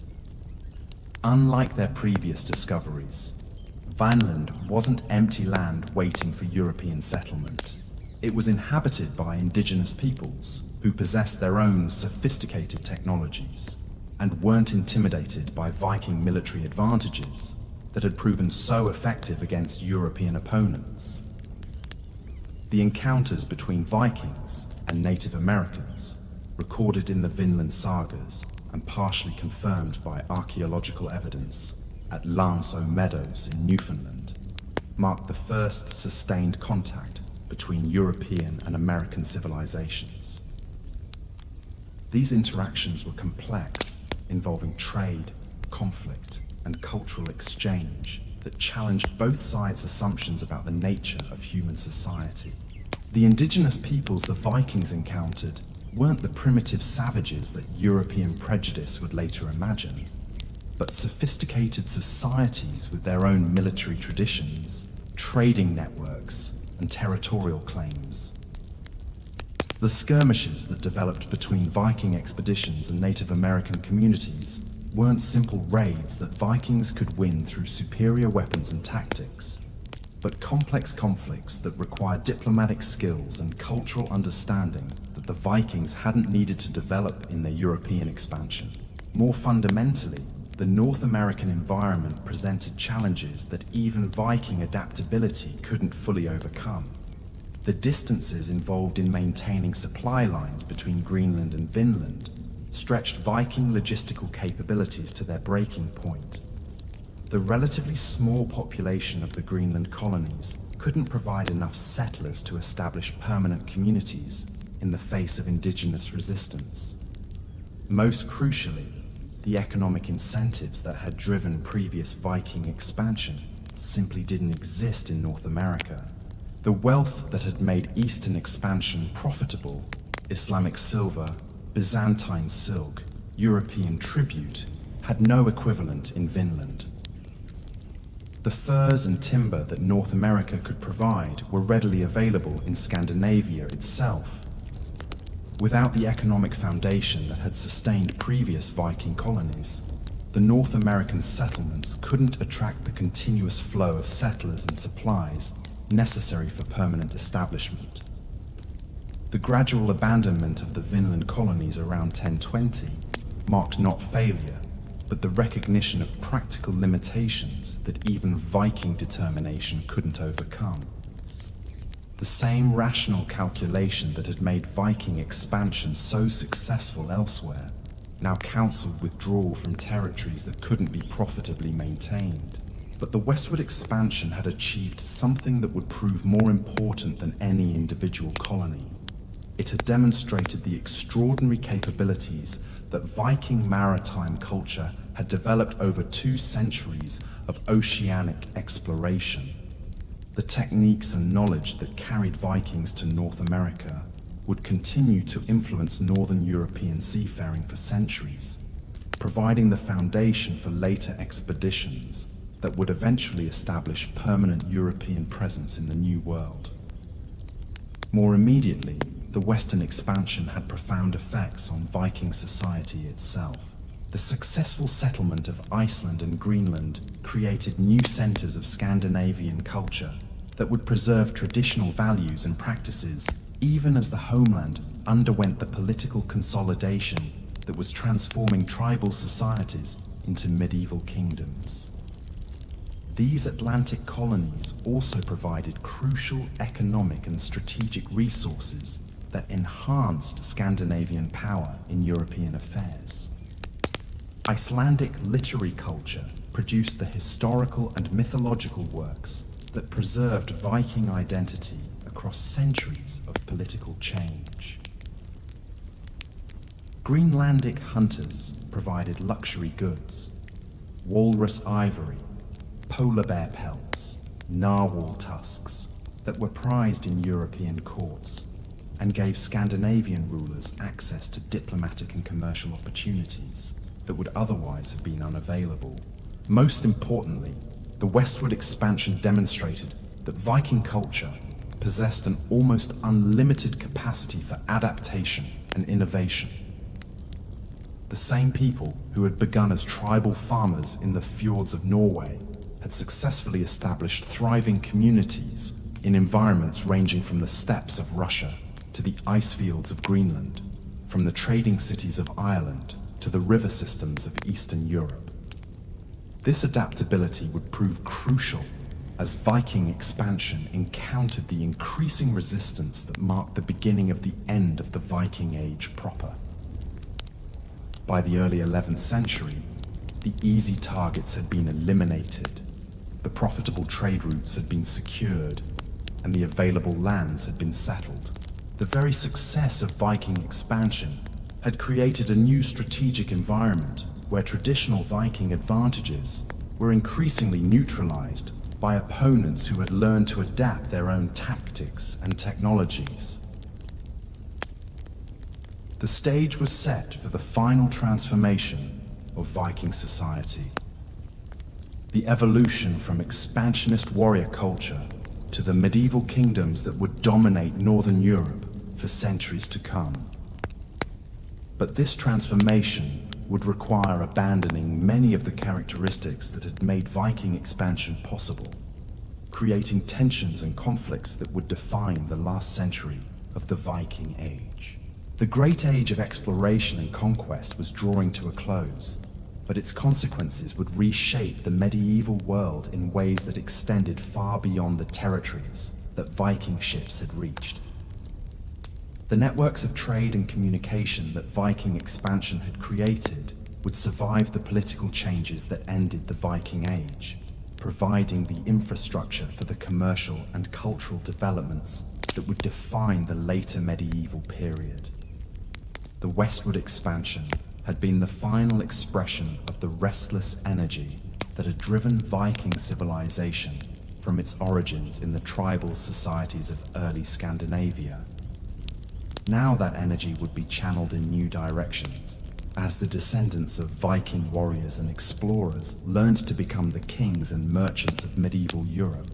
The transformation that swept through Scandinavia in the early 11th century was as profound as any earthquake, yet it happened so gradually that contemporaries barely noticed the ground shifting beneath their feet. The Viking Age wasn't ended by foreign conquest or natural disaster.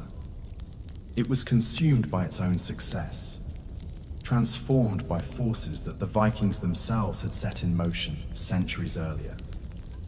By 1000 AD, the restless energy that had once driven young warriors across unknown seas was increasingly being channeled into a different kind of ambition, the consolidation of royal power within Scandinavia itself. The same organizational skills that had created trading empires stretching from Greenland to Constantinople were now being applied to the more mundane, but ultimately more important task of building centralized kingdoms that could compete with the emerging nation-states of medieval Europe. The irony was almost poetic. The Vikings had spent 2 centuries teaching European rulers how to defend themselves against seaborne raids, how to organize professional armies, and how to build fortifications that could withstand siege warfare. Now they found themselves facing enemies who had learned those lessons all too well, while their own traditional advantages, mobility, surprise, technological superiority, were being steadily eroded by opponents who could match their ships, counter their tactics, and most importantly, sustain losses that would have broken earlier generations of defenders. The Battle of Stamford Bridge in 1066 would become the symbolic end of the Viking Age, when Harold Hardrada fell attempting to claim the English throne that his ancestors had seized with such apparent ease. But the real transformation had begun decades earlier in the halls of Scandinavian kings, who understood that the old ways of raiding and trading were giving way to new realities that demanded different responses. Harold Bluetooth of Denmark exemplified this transition. His famous conversion to Christianity around 960 wasn't just a personal religious decision. It was a calculated political move designed to integrate Denmark into the broader European community on terms that preserved Danish independence while acknowledging changed circumstances. The runic inscription on the Jelling Stone, which Harold commissioned to commemorate his achievements, captures this moment perfectly. Harold, who won for himself all of Denmark and Norway, and made the Danes Christian. The phrase "won for himself" is crucial. Harold wasn't claiming to have conquered these territories through traditional Viking raids, but to have unified them through the more complex process of political consolidation that required diplomatic skill as much as military prowess. The conversion to Christianity wasn't an abandonment of traditional values, but their adaptation to new strategic requirements. This adaptation process was neither smooth nor uniform across Scandinavia. In Norway, the consolidation efforts of Harald Fairhair and his successors created the very population pressures that had driven the initial Viking expansion, as displaced nobles fled overseas rather than accept subordinate positions in the emerging royal hierarchy. In Sweden, the process was complicated by the wealth flowing in from eastern trade routes, which provided alternative sources of power that could challenge royal authority.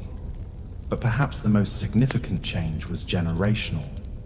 The warriors who had established the great Viking settlements were being replaced by their sons and grandsons, who had grown up not as landless adventurers seeking their fortunes overseas, but as established aristocrats with inherited positions to defend and expand.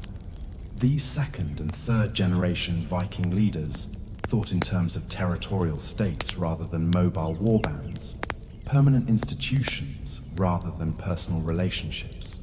The evolution is most clearly visible in the career of Nut the Great, who ruled England, Denmark, and Norway simultaneously in the early 11th century. Nut was recognizably a Viking leader. He had seized the English throne through military conquest and maintained his power through a combination of Danish supporters and Anglo-Saxon administrators. But his methods of governance were fundamentally different from those of earlier Viking conquerors. Where previous Viking leaders had ruled through personal charisma and the distribution of plunder, Knut established bureaucratic institutions that could function without his constant presence. Where earlier Vikings had maintained their power through the threat of renewed raiding, Knut derived his authority from legal frameworks that integrated Scandinavian and English traditions. Most importantly, where traditional Viking leadership had been essentially military in character, Knut's authority was fundamentally administrative. This shift from military to administrative leadership reflected broader changes in the nature of political power throughout medieval Europe. The feudal systems that were emerging in France and Germany required rulers who could manage complex networks of personal relationships, legal obligations, and territorial rights. The Byzantine Empire that controlled the eastern trade routes demanded diplomatic partners who understood court protocol and commercial law. Even the Islamic powers that had provided so much of the silver that funded Viking expansion expected to deal with stable governments rather than opportunistic raiders. The Vikings who succeeded in this new environment were those who could adapt their traditional skills to meet these changed expectations. The same strategic thinking that had made them master raiders now made them effective diplomats. The organizational abilities that had enabled them to coordinate complex expeditions across thousands of miles now served them in managing territorial administrations.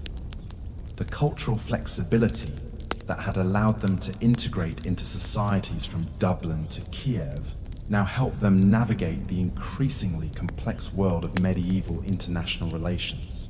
But this adaptation came at a cost that many traditional Vikings found unacceptable. The warrior culture that had celebrated individual achievement and personal freedom was giving way to hierarchical systems that emphasized collective responsibility and institutional loyalty. The egalitarian assemblies that had governed early Viking expeditions were being replaced by royal courts where access to power depended on birth and appointment, rather than merit and courage. The resistance to these changes took many forms, from the traditional conservatism of Icelandic society to to the violent rebellions that periodically convulsed Norway and Sweden. But perhaps the most significant resistance came from the Viking communities that had established themselves outside Scandinavia, where traditional values could be preserved even as the homeland underwent political transformation. The Varangian Guard that served Byzantine emperors throughout the 11th and 12th centuries represented one form of this resistance. These were Scandinavian warriors who had chosen to maintain their traditional military culture by serving foreign rulers rather than accept subordinate positions in the emerging royal hierarchies of their homelands. Their legendary loyalty to the Byzantine throne wasn't just professional dedication, it was a conscious rejection of the political changes that were transforming Viking society. Similarly, the Scandinavian communities in Russia maintained distinctively Viking characteristics long after their cousins in the West had been absorbed into medieval European civilization. The trade routes that connected the Baltic to the Black Sea continued to be dominated by merchants who combined traditional Viking seamanship with sophisticated commercial practices, creating hybrid cultures that preserved essential elements of the old warrior ethos within new economic frameworks. But the most important form of resistance was cultural rather than political. The literary traditions that flourished in Iceland during the 12th and 13th centuries represented a systematic attempt to preserve the memory of Viking values and achievements, even as the political structures that had created those achievements were disappearing. The sagas that were composed during this period weren't just entertainment, they were historical documents designed to maintain cultural continuity across generations of political change. The anonymous authors of these works understood that they were witnessing the end of an era. The Heimskringla, attributed to Snorri Sturluson but reflecting broader cultural concerns, begins with the explicit recognition that the age of heroes was ending and that future generations would need written records to understand the achievements of their ancestors. The saga writers weren't just storytellers, they were cultural archivists, working to preserve a way of life that was vanishing before their eyes. This literary preservation project was remarkably successful.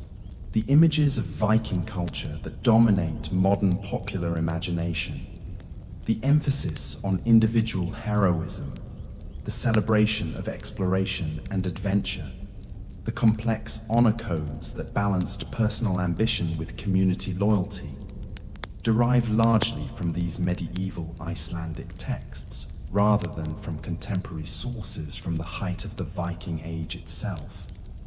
But the saga tradition also reveals the profound ambivalence that many Scandinavians felt about the transformation of their society.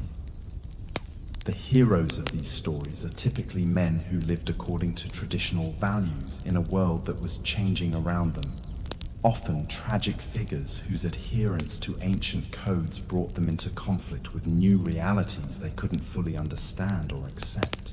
The saga of the Volsungs, the saga of Njal, the saga of Egil Skallagrimsson. These aren't simple adventure stories, but complex meditations on the tension between individual freedom and social responsibility, between traditional honor and practical necessity, between the heroic ideals of the past and the administrative requirements of the present. The economic foundations of this cultural transformation were as important as the political and military changes. The wealth that had flowed into Scandinavia through 2 centuries of raiding and trading had created new social classes with different interests and priorities than the warrior aristocracies that had dominated earlier Viking society. Merchants who had accumulated fortunes through long-distance trade were more interested in maintaining stable political conditions that protected their investments than in supporting military adventures that might disrupt profitable commercial relationships. Craftsmen, who had developed sophisticated techniques for working imported materials, wanted predictable supplies of raw materials rather than the irregular windfalls that came from successful raids. Farmers who had improved their agricultural techniques using wealth acquired overseas preferred the security that came from strong royal protection to the independence that had characterized traditional Viking communities. These new social groups provided the foundation for the monarchical systems that emerged throughout Scandinavia during the 11th and 12th centuries. They had economic interests that aligned with royal policies designed to promote trade, maintain order, and establish diplomatic relationships with neighboring powers. Most importantly, they possessed the administrative skills necessary to implement the bureaucratic systems that effective royal government required. The result was a fundamental shift in the relationship between rulers and subjects throughout Scandinavian society, where traditional Viking leaders had been essentially military commanders who derived their authority from successful warfare. The new royal dynasties were territorial sovereigns whose power rested on their ability to provide administrative services and maintain economic prosperity. This transformation is most clearly visible in the evolution of urban centers throughout Scandinavia. The trading posts that had emerged during the height of Viking expansion, Birka, Hedeby, Kaupang, were gradually replaced by new cities that were designed according to medieval European models, rather than traditional Scandinavian patterns. Stockholm, Oslo, Bergen. These weren't just larger versions of earlier Viking settlements, but fundamentally different kinds of communities.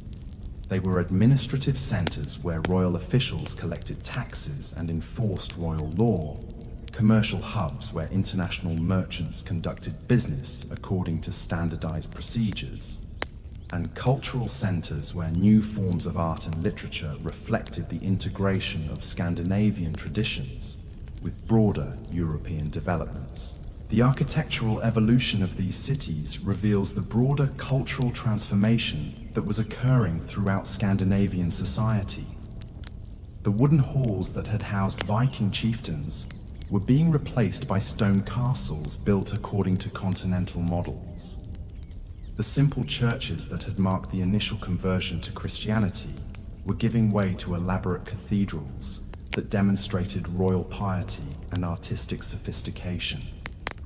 Most significantly, the irregular layouts that had characterized earlier settlements were being replaced by planned street systems that reflected new concepts of urban organization and social hierarchy.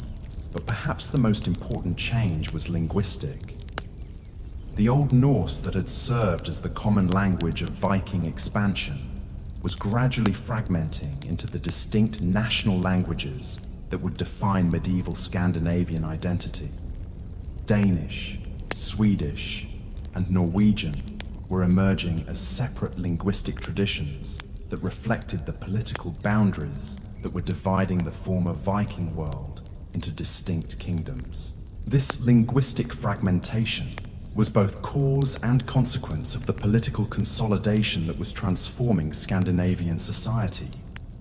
Royal courts needed standardized languages for administrative purposes, while the development of distinct national identities required linguistic markers that could distinguish between different peoples who had previously shared common cultural traditions. The religious transformation that accompanied these political and cultural changes was equally profound. The conversion to Christianity that had begun as a diplomatic necessity was evolving into genuine cultural synthesis that created distinctively Scandinavian forms of medieval Christianity. The stave churches that were constructed throughout Norway during the 12th and 13th centuries exemplify this synthesis. These remarkable buildings combine traditional Scandinavian woodworking techniques with Christian architectural symbolism, creating structures that were simultaneously ancient and modern, pagan and Christian, distinctively Nordic and broadly European. More importantly, the theological traditions that developed in medieval Scandinavia reflected the integration of Christian doctrine with traditional Scandinavian values in ways that preserved essential elements of the old warrior culture within new religious frameworks. The emphasis on individual salvation that characterized medieval Christianity was interpreted through concepts of personal honor that derived directly from pre-Christian traditions. The Christian ideal of martyrdom was understood in terms of heroic death that had deep roots in pagan mythology. This religious synthesis was crucial to the successful transformation of Viking society because it provided cultural continuity across generations of political change. Young Scandinavians who had never participated in traditional raids or trading expeditions could still identify with their ancestors' achievements through religious narratives that presented those achievements as preparation for Christian civilization rather than alternatives to it. The success of this transformation is evident in the remarkable stability that characterized Scandinavian society during the later medieval period. The kingdoms that emerged from the consolidation of Viking territories proved remarkably durable, surviving political crises and external threats that destroyed many of their European contemporaries. But this stability came at the cost of the dynamic energy that had made Viking expansion possible in the first place. The restless ambition that had driven Scandinavian warriors across unknown seas was channeled into more predictable pursuits: territorial administration, commercial development, and cultural refinement. The same people who had once terrorized half of Europe became model medieval Christians whose greatest achievements were architectural rather than military. The final irony of the Viking transformation was that its very success made it invisible to later generations. The medieval kingdoms that emerged from Viking consolidation were so thoroughly integrated into European civilization that their origins in the warrior culture of early Scandinavia were largely forgotten. The sophisticated administrative systems, the impressive architectural achievements, and the refined cultural traditions of medieval Denmark, Norway, and Sweden seem to have emerged naturally from European development, rather than representing the adaptation of fundamentally different cultural traditions to European norms. This historical amnesia was reinforced by the Christian chronicles that provided most of the written sources for medieval Scandinavian history. These documents naturally emphasized the religious and cultural achievements that aligned with Christian values, while downplaying the military and commercial activities that had created the foundations for those achievements. The result was a distorted historical narrative that presented the Viking Age as a brief period of barbarism that was fortunately ended by Christian conversion and political consolidation. The reality was far more complex. The Viking Age wasn't ended by external forces, but transformed by internal developments that channeled traditional Scandinavian strengths into new directions that proved remarkably successful in the changed circumstances of medieval Europe. Understanding this transformation is crucial to appreciating the true significance of Viking civilization. The raids and battles that dominate popular imagination were just the most visible aspects of a cultural system that was fundamentally adaptive and innovative. The same qualities that made Vikings successful raiders: organizational skill, technological innovation, cultural flexibility, also made them successful administrators, merchants, and political leaders when circumstances required those roles instead. The Viking Age ended not with defeat, but with victory so complete that it transformed the victors themselves. The descendants of the warriors who had terrorized medieval Europe became the architects of some of its most successful and enduring political institutions. The trading networks that had been established through Viking expansion provided the infrastructure for the commercial developments that would define the later medieval economy. The cultural synthesis that emerged from Viking adaptation to European civilization created artistic and literary traditions that would influence Western culture for centuries. But perhaps the most important legacy of the Viking transformation was the demonstration that even the most distinctive and apparently unchangeable cultural traditions could adapt to radically different circumstances without losing their essential character.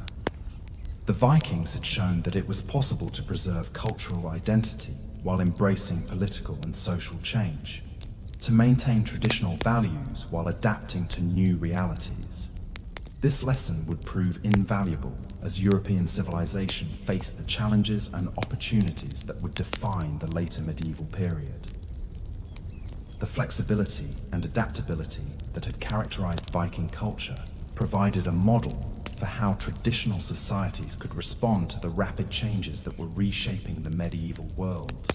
The Viking Age was ending, but its influence on the course of European development was just beginning. The networks of trade and communication that Viking expansion had created would provide the foundation for the commercial revolution of the High Middle Ages. The political institutions that had emerged from Viking consolidation would serve as models for royal government throughout Northern Europe.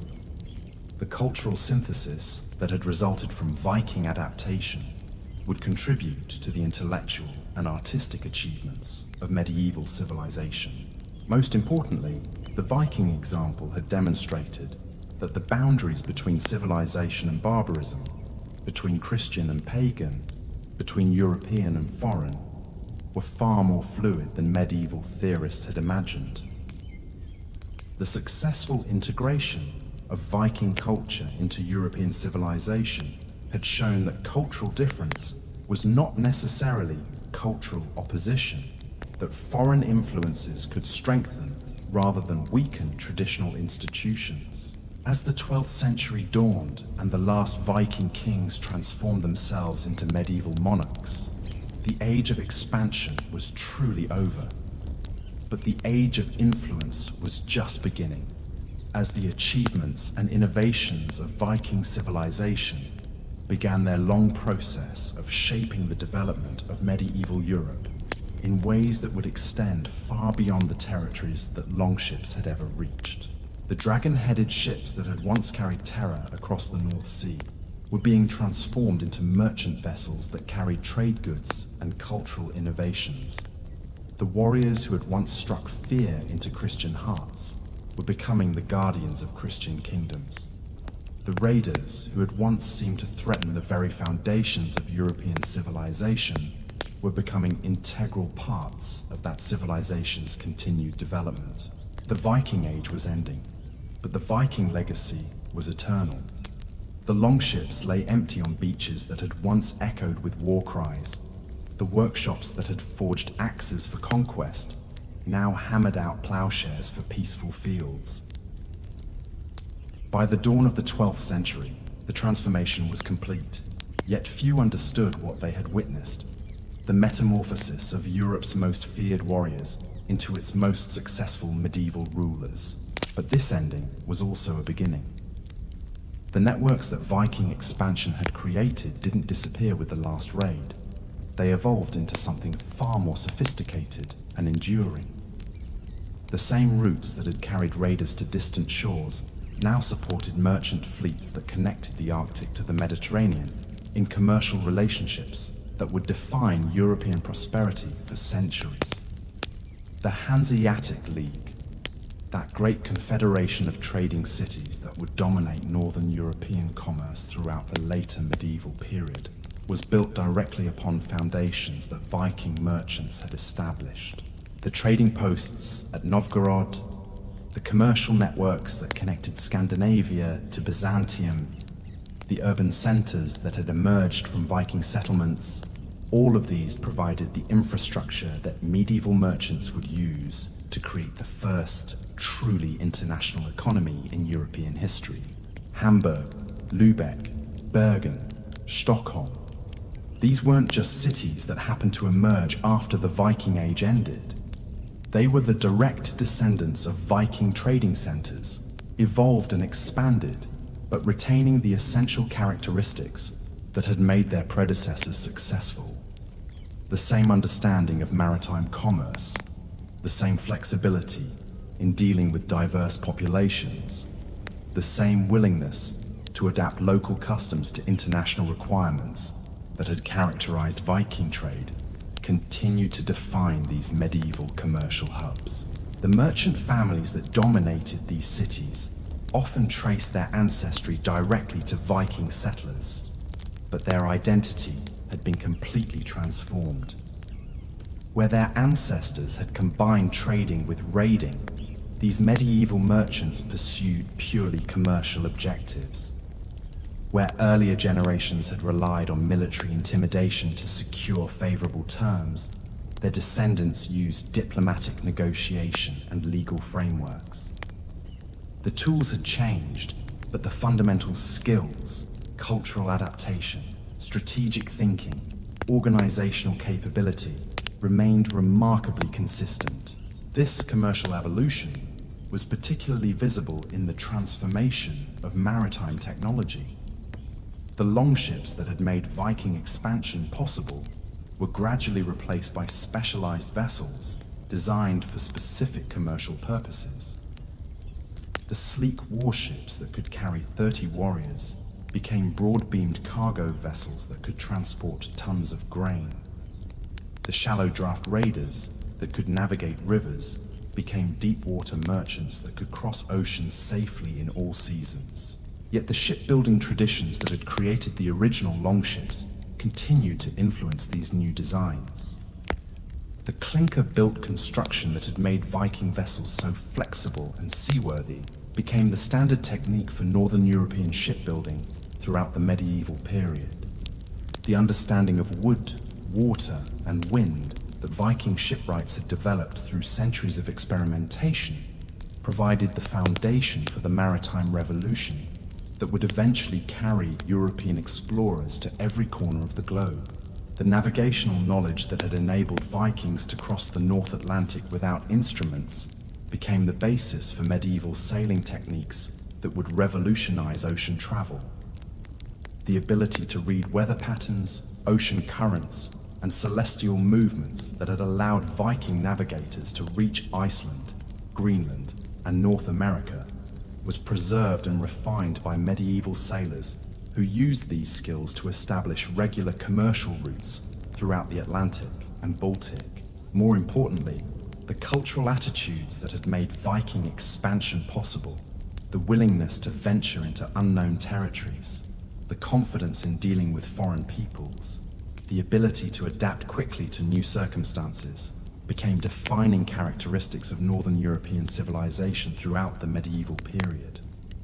The same restless energy that had once driven raiders across hostile seas now motivated merchants to establish trading posts in distant lands, diplomats to negotiate complex international agreements, and explorers to push beyond the boundaries of the known world.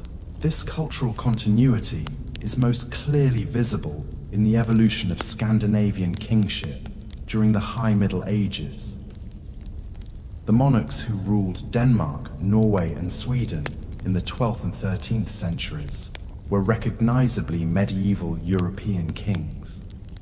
They built stone castles, patronized cathedral construction, and participated in the complex diplomatic networks that characterized feudal politics. But their approach to royal government retained distinctively Scandinavian characteristics that reflected their Viking heritage. The emphasis on royal mobility that characterized medieval Scandinavian kingship, for example, derived directly from Viking traditions of itinerant leadership. Where other European monarchs were increasingly establishing fixed capitals and governing through bureaucratic institutions, Scandinavian kings continued to travel throughout their territories, holding court in different locations and maintaining personal relationships with local leaders. This wasn't primitive government. It was sophisticated administration adapted to geographic and cultural conditions that demanded flexible rather than rigid authority structures. Similarly, the continuing importance of assemblies and consultative institutions in medieval Scandinavian politics reflected the preservation of Viking traditions of collective decision-making within monarchical frameworks. The things that had governed early Viking communities evolved into the parliamentary institutions that would make Scandinavian kingdoms pioneers in representative government throughout the later medieval period. But perhaps the most significant continuity was in the realm of international relations.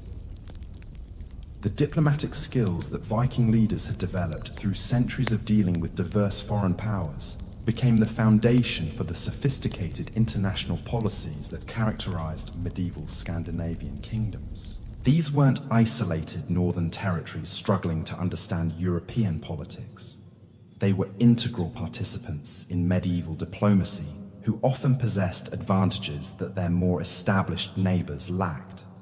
The marriage alliances that connected Scandinavian royal families to dynasties throughout Europe during the 12th and 13th centuries reveal the extent to which former Viking territories had become central to medieval political networks.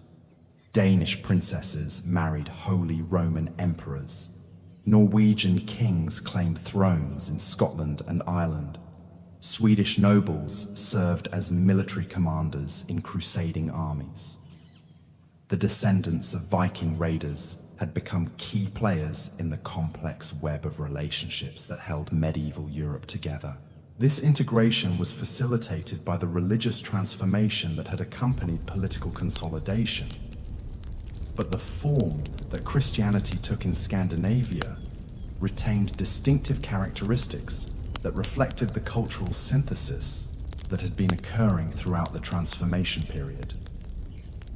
The austere piety that characterized medieval Scandinavian Christianity, the emphasis on individual conscience and personal responsibility, the continuing importance of heroic ideals within Christian frameworks, all of these reflected the adaptation of traditional Viking values to Christian doctrine, rather than their replacement by foreign religious traditions. The architectural achievements of medieval Scandinavia provide striking visual evidence of this cultural synthesis. The stave churches that dotted the Norwegian landscape combined Christian symbolism with construction techniques and decorative motifs that had deep roots in pre-Christian tradition. These weren't crude attempts to copy foreign models, but sophisticated architectural innovations that created distinctively Scandinavian forms of Christian expression. The carved portals of these churches reveal the complexity of the cultural transformation that had occurred. Biblical scenes were rendered using artistic conventions that derived from Viking metalwork and wood carving. Christian saints were depicted with attributes that recalled pagan heroes. The dragons and serpents that decorated church doorways weren't just ornamental. They were symbolic representations of the conquest of pagan forces by Christian virtue, but rendered in forms that preserved the artistic traditions that had created the original dragon-headed longships. This artistic synthesis extended to manuscript illumination, metalwork, and sculpture throughout medieval Scandinavia. The famous Lewis chessman, carved in the 12th century, but discovered centuries later on a remote Scottish island, exemplify the cosmopolitan character that Scandinavian art had achieved. These ivory pieces combine Norse carving traditions with European gaming customs and artistic influences that could only have emerged from the international networks that Viking expansion had created. But the most important artistic achievement of medieval Scandinavia was literary. The saga tradition that flourished in Iceland during the 12th and 13th centuries represented not just the preservation of historical memory, but the creation of entirely new literary forms that would influence European literature for centuries. The narrative techniques developed by saga writers, the use of understated prose to convey powerful emotions, the complex character development that revealed psychological depth, the sophisticated plot structures that balanced multiple storylines, established literary conventions that wouldn't be matched elsewhere in Europe until the Renaissance. These literary innovations weren't accidental. They reflected the cultural needs of societies that were attempting to preserve traditional values within radically changed circumstances. The saga writers understood that they were creating more than entertainment. They were crafting cultural documents that would enable future generations to understand their heritage, even as that heritage was being transformed by historical forces beyond anyone's control.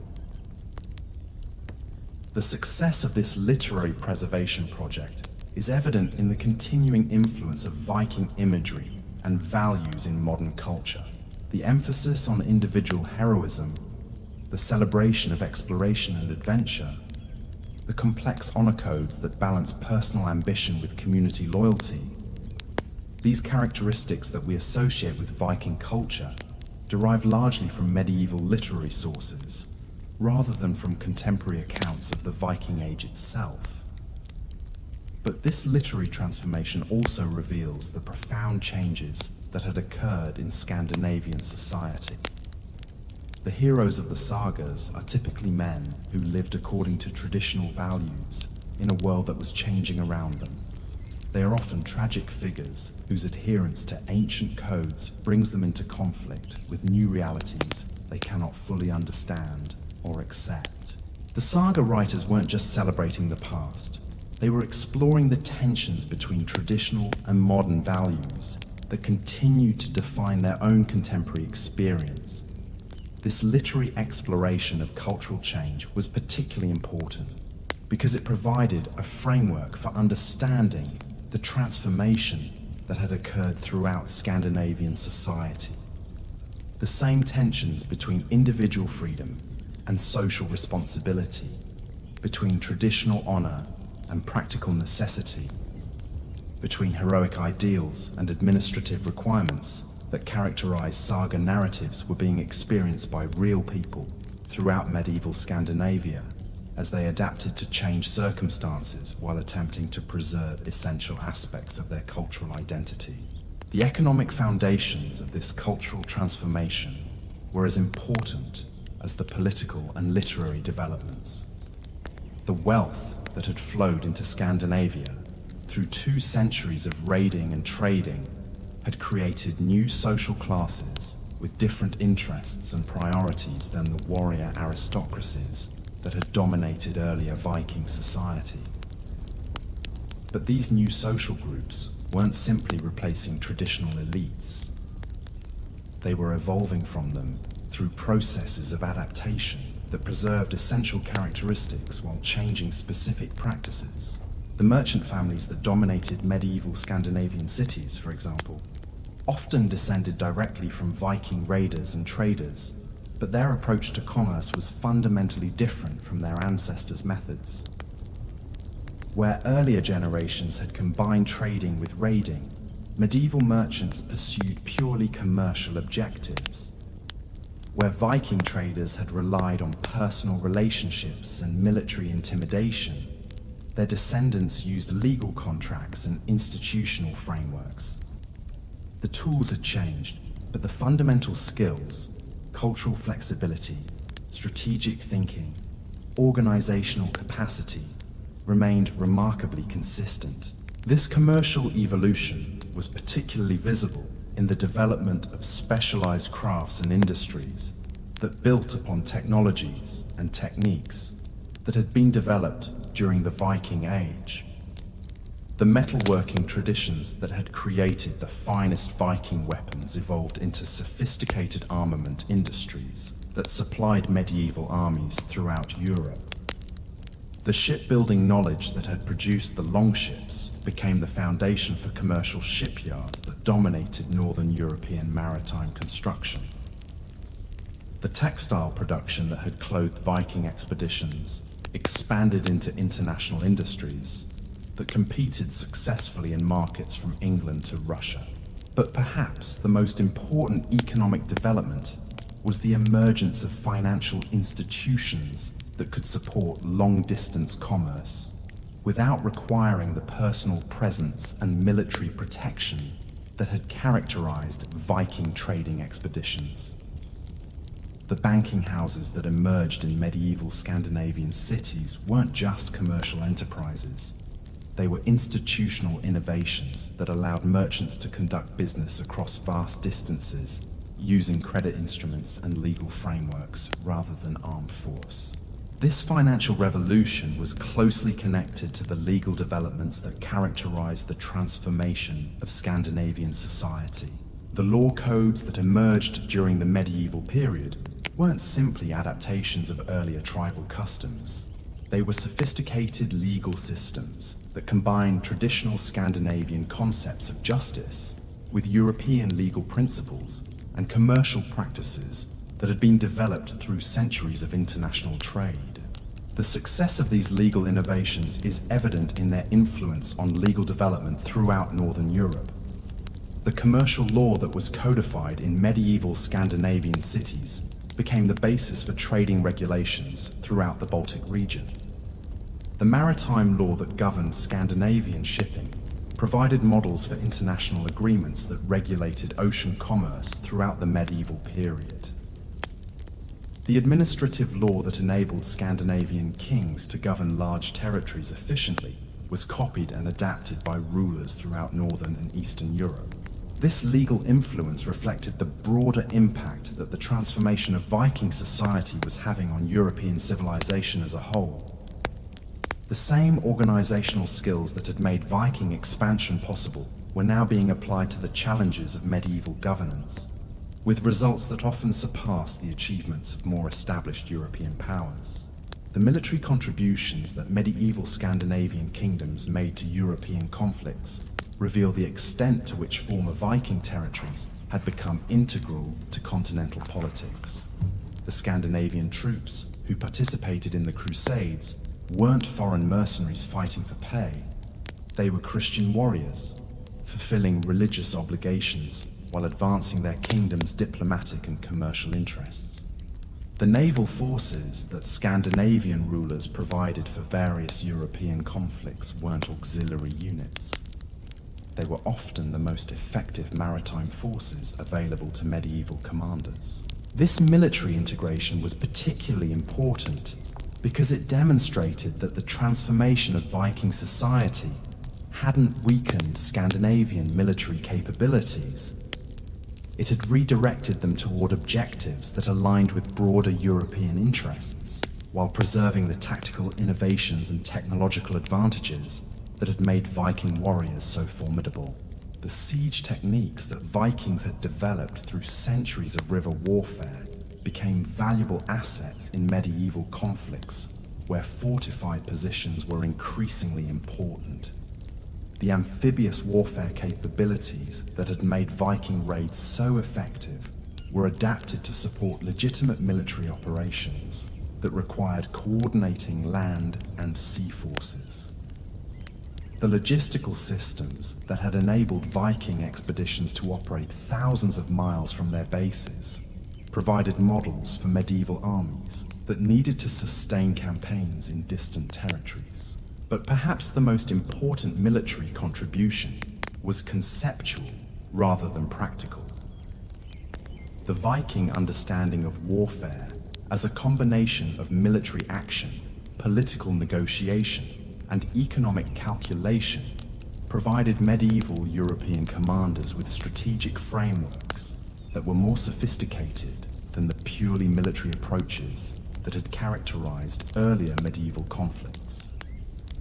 This strategic sophistication was particularly evident in the Northern Crusades, where Scandinavian rulers used religious justifications to pursue territorial expansion and commercial objectives that advanced their kingdom's interests while fulfilling their Christian obligations.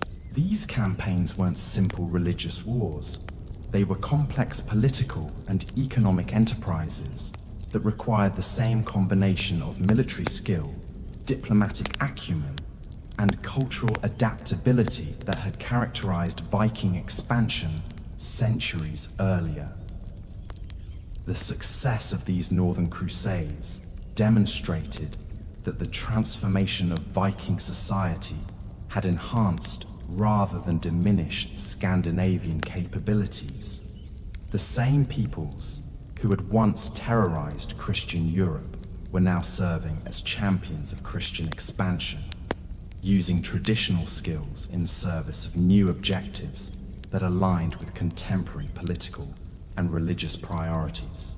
This transformation was complete by the beginning of the 13th century, when the last vestiges of traditional Viking culture had been either eliminated or thoroughly integrated into medieval European civilization.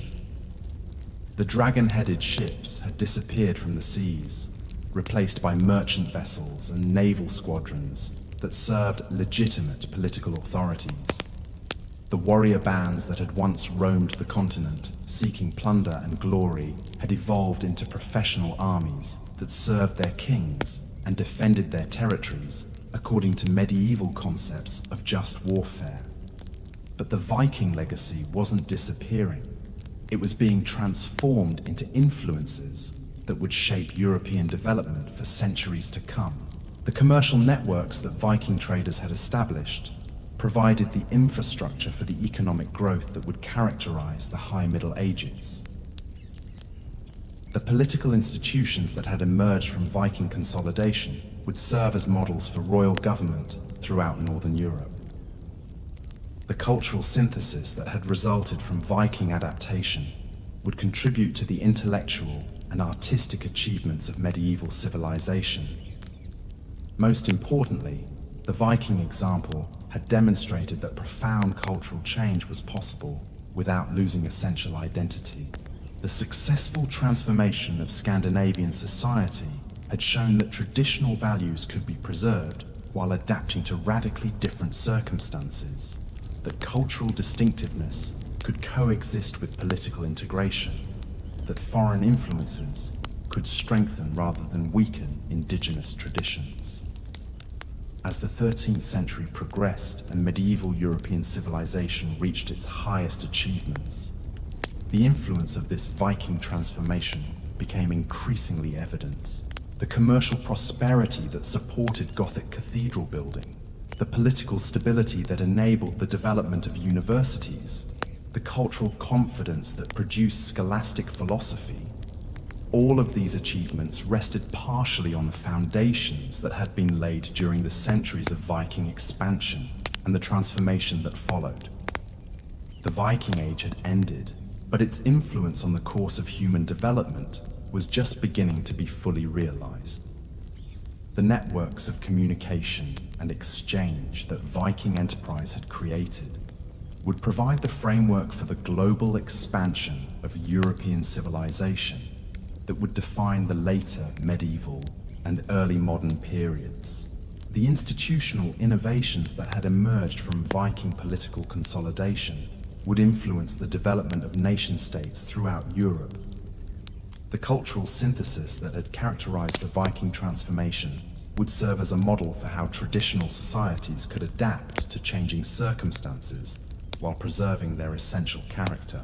In the end, the greatest Viking conquest wasn't any territory they seized or any treasure they accumulated.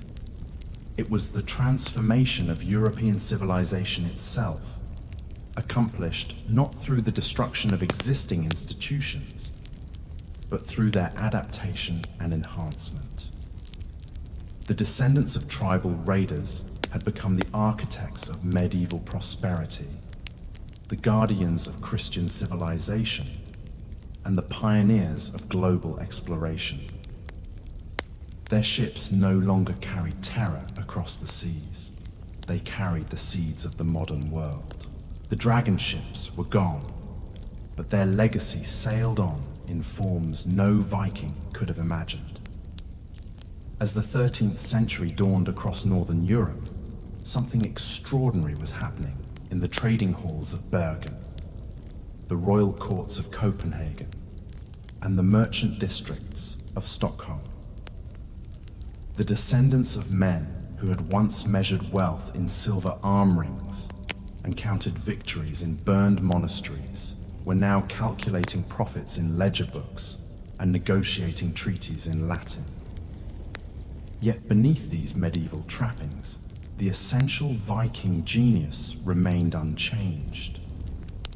The ability to see opportunity where others saw only obstacles, to adapt ancient skills to new circumstances, to transform challenges into advantages through sheer audacity and intelligence. The Hanseatic League represented the ultimate expression of this transformed Viking spirit. When German merchants began organizing their great commercial confederation in the 12th century, they weren't creating something entirely new. They were systematizing and expanding networks that Scandinavian traders had been developing for centuries. The League's emphasis on maritime commerce, its flexible political structure, its ability to operate across national boundaries while maintaining distinct local identities, all of these characteristics reflected principles that had been refined through generations of Viking expansion. But the League also revealed how completely the Viking world had evolved. Where earlier Scandinavian traders had relied on personal relationships and military intimidation to secure favorable terms, Hanseatic merchants operated through legal contracts and institutional frameworks. Where Viking expeditions had been essentially family enterprises led by charismatic warriors, the League was a sophisticated commercial organization that could coordinate activities across dozens of cities and multiple kingdoms. The transformation was visible in every aspect of Northern European life. The wooden halls where Viking jarls had distributed treasure to their followers became stone castles where medieval nobles administered vast territories through bureaucratic systems. The Thing assemblies, where free farmers had debated community issues, evolved into parliamentary institutions that would pioneer representative government throughout Europe. The skaldic poetry that had celebrated individual heroism was replaced by chronicles and histories that documented collective achievements. Most remarkably, this transformation occurred without destroying the essential characteristics that had made Viking culture so dynamic and successful. The same qualities that had enabled a few thousand Scandinavian farmers to reshape medieval Europe, organizational brilliance, technological innovation, cultural adaptability, now served their descendants as they helped build the foundations of modern European civilization. The evidence was everywhere for those who knew how to read it. The Gothic cathedrals that began rising across Northern Europe in the 12th and 13th centuries weren't just architectural achievements. They were monuments to the commercial prosperity that Viking established trade networks had made possible. The stone for these magnificent buildings came from quarries that Scandinavian merchants had been exploiting for generations. The craftsmen who carved their elaborate decorations had learned their skills in workshops that traced their traditions back to Viking artisans. The wealth that funded their construction flowed through commercial networks that still followed routes first mapped by Viking explorers. The universities that emerged during the same period represented another form of Viking legacy. The intellectual curiosity that had driven Scandinavian explorers to the edges of the known world now motivated scholars to push the boundaries of human knowledge. The same willingness to venture into unknown territories that had carried Vikings to North America now drove medieval thinkers to explore uncharted realms of philosophy, theology, and natural science. The organizational skills that had enabled Viking leaders to coordinate complex expeditions across vast distances proved equally valuable in academic contexts. The administrative systems that governed medieval universities, the networks of communication that connected scholars across different kingdoms, the institutional structures that preserved and transmitted knowledge. All of these reflected organizational principles that had been developed through centuries of Viking expansion. But perhaps the most important legacy was conceptual rather than institutional. The Viking understanding of the world as a place of unlimited possibilities, where traditional boundaries could be crossed and conventional limitations could be overcome through courage and intelligence, became a defining characteristic of medieval European culture. This wasn't just optimism. It was a sophisticated understanding of how human societies could be transformed through strategic action and creative adaptation. This conceptual legacy is most clearly visible in the great exploration projects that characterized the later medieval period. When Portuguese navigators began pushing down the African coast in the 14th and 15th centuries, they were following principles that Viking explorers had established centuries earlier. Systematic reconnaissance, careful documentation of discoveries, establishment of supply bases to support extended voyages, and most importantly, the understanding that geographic knowledge was the foundation of commercial and political advantage. The same principles guided the Italian merchants who established trading posts throughout the eastern Mediterranean, the German explorers who pushed into Eastern Europe, and eventually the Spanish and Portuguese adventurers who would carry European influence to the Americas and Asia. All of these enterprises reflected the Viking insight that mobility and adaptability were more valuable than static defensive strength, that cultural flexibility was more important than rigid adherence to traditional practices. The technological foundations for these later achievements had also been established during the Viking Age. The shipbuilding techniques that had created the longships evolved into the maritime technologies that would enable global exploration. The navigational knowledge that had carried Vikings across the North Atlantic became the basis for the oceanic sailing methods that would revolutionize world commerce. The metallurgical skills that had produced Viking weapons contributed to the armament industries that would give European powers their decisive military advantages in global conflicts.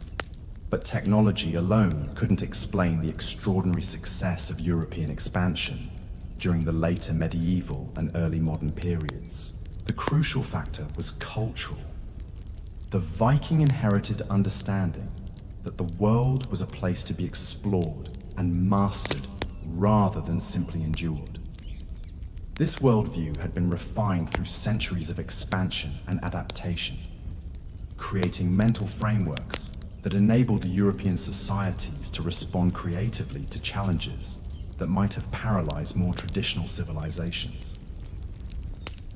The Black Death that devastated Europe in the 14th century provides a perfect example of how this Viking inherited adaptability functioned in practice. While the plague caused enormous suffering and social disruption throughout the continent, the regions with the strongest Scandinavian cultural influences often recovered more quickly and completely than areas dominated by more rigid social structures. The reasons weren't mysterious.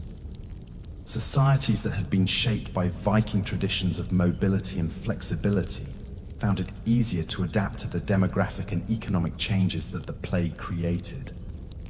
Commercial networks that had been established according to Viking principles of cultural adaptability proved more resilient than those based on fixed hierarchical relationships. Political institutions that reflected Scandinavian traditions of collective decision-making could respond more effectively to crisis than systems that depended entirely on royal authority. Most importantly, the populations that had inherited Viking cultural traditions possessed psychological resources that enabled them to view catastrophic change as opportunity rather than simply disaster. The same mental frameworks that had enabled their ancestors to see unknown oceans as highways to wealth rather than barriers to expansion now helped medieval Europeans recognize that plague-induced social disruption created possibilities for advancement that wouldn't have existed under normal circumstances. The result was a period of remarkable innovation and creativity that laid the foundations for the Renaissance and the early modern period. The social mobility that plague mortality created was exploited most effectively by populations that had inherited Viking traditions of individual initiative and cultural adaptability. The economic opportunities that demographic change opened up were seized most successfully by commercial networks that operated according to principles that Scandinavian merchants had been developing for centuries. The artistic and intellectual achievements that characterized the late medieval period similarly reflected the continuing influence of Viking cultural legacy. The realistic portraiture that began appearing in 14th century art, the empirical approaches to natural science that would eventually produce the scientific revolution, the literary innovations that would culminate in Renaissance humanism. All of these developments occurred first and most dramatically in regions where Viking cultural influence had been strongest. This wasn't coincidental. The Viking tradition of careful observation and practical experimentation, originally developed for navigation and exploration, provided crucial methodological foundations for the empirical approaches that would transform European intellectual life.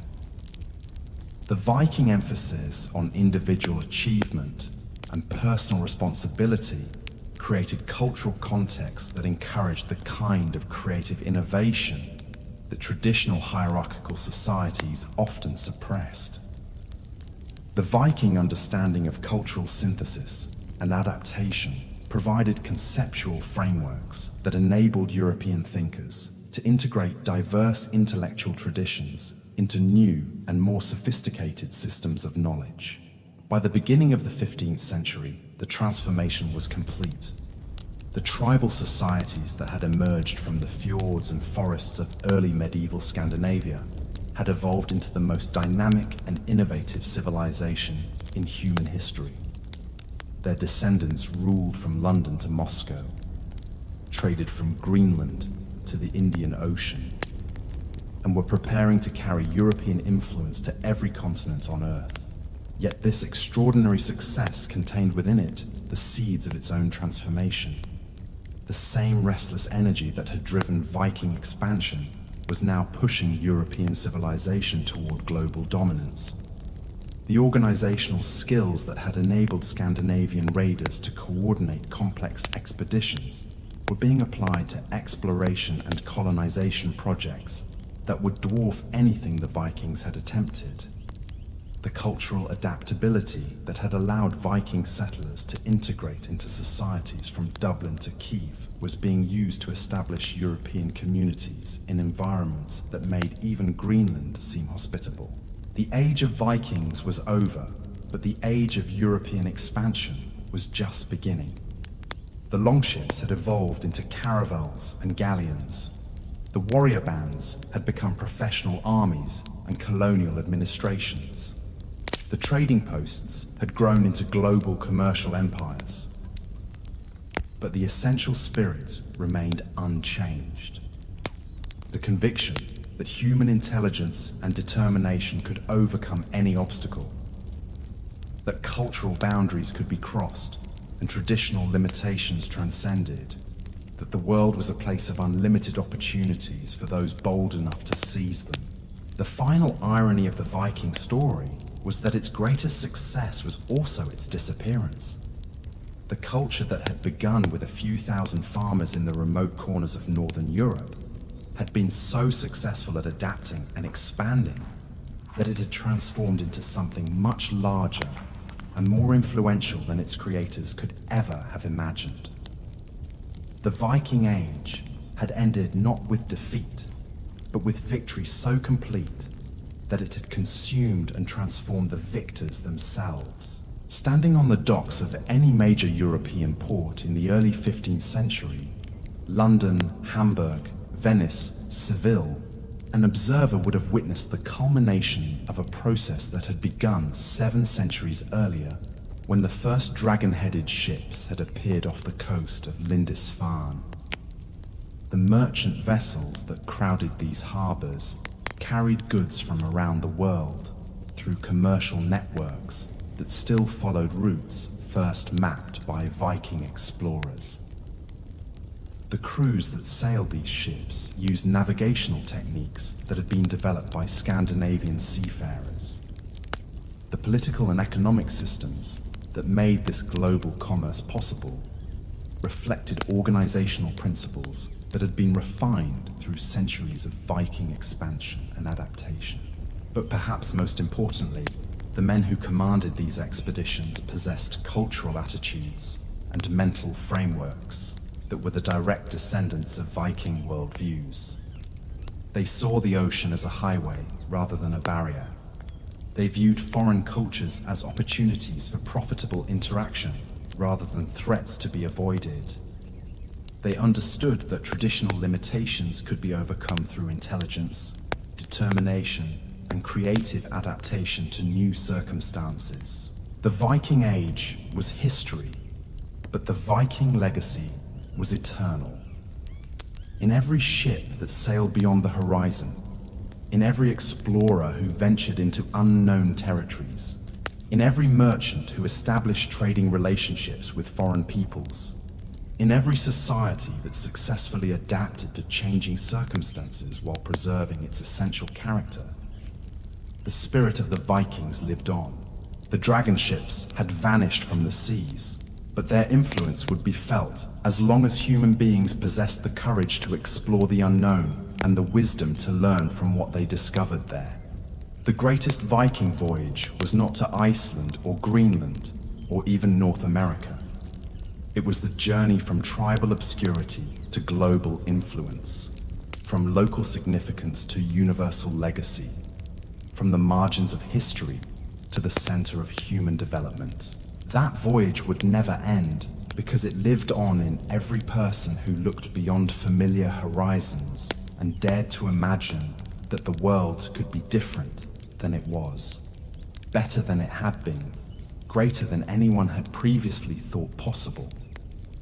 The Vikings had not just conquered territories or accumulated wealth. They had expanded the boundaries of human possibility itself. That expansion would continue as long as the human spirit retained the capacity for wonder, adventure, and the relentless pursuit of something more than mere survival. The story that had begun with mysterious strangers appearing from the northern mists had become the story of civilization itself, forever changed by contact with people who refused to accept that the world had limits that could not be crossed, challenges that could not be overcome, or dreams that were too ambitious to pursue. The Viking Age was over, but the age of endless possibility that it had created would endure forever. The echoes of their achievement ripple through time like stones cast into still water, each circle expanding wider than the last.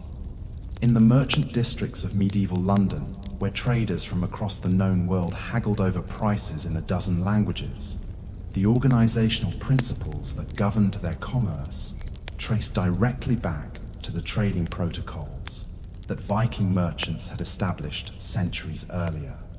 The letters of credit that enabled a Flemish wool merchant to conduct business with a Novgorod fur trader without ever meeting face to face. These were refinements of trust networks that Scandinavian adventurers had pioneered when they first realized that reputation could be more valuable than sword strength. But perhaps the most profound transformation was invisible, woven so deeply into the fabric of European consciousness that contemporaries barely noticed its presence.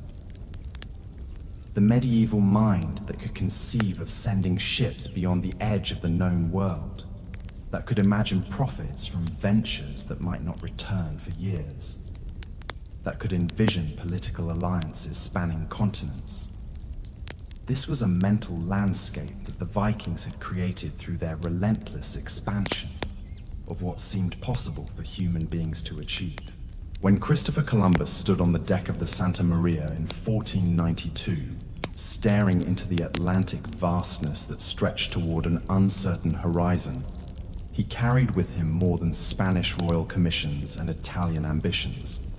He carried the accumulated wisdom of generations of northern seafarers who had learned to read the ocean's moods, to trust their vessels to waters that had never known human presence, to believe that courage and skill could bridge any gap between the known and the unknown.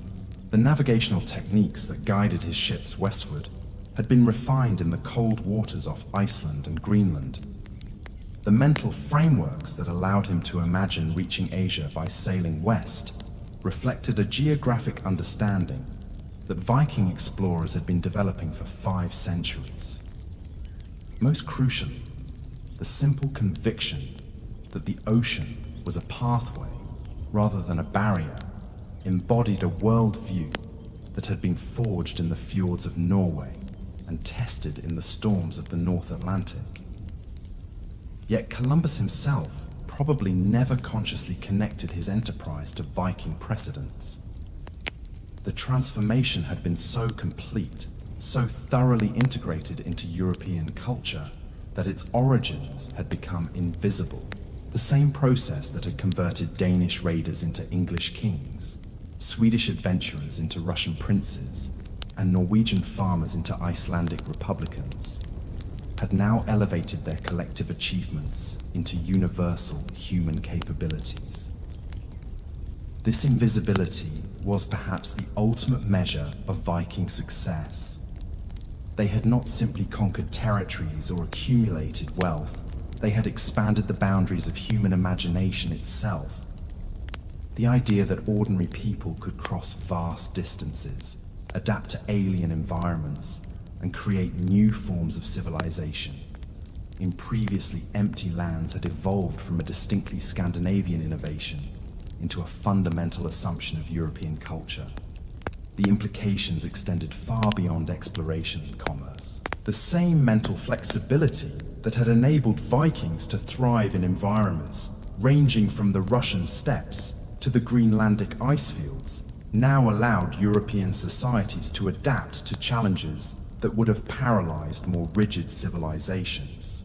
When the Ottoman Empire closed traditional trade routes to Asia, European merchants didn't simply accept the loss.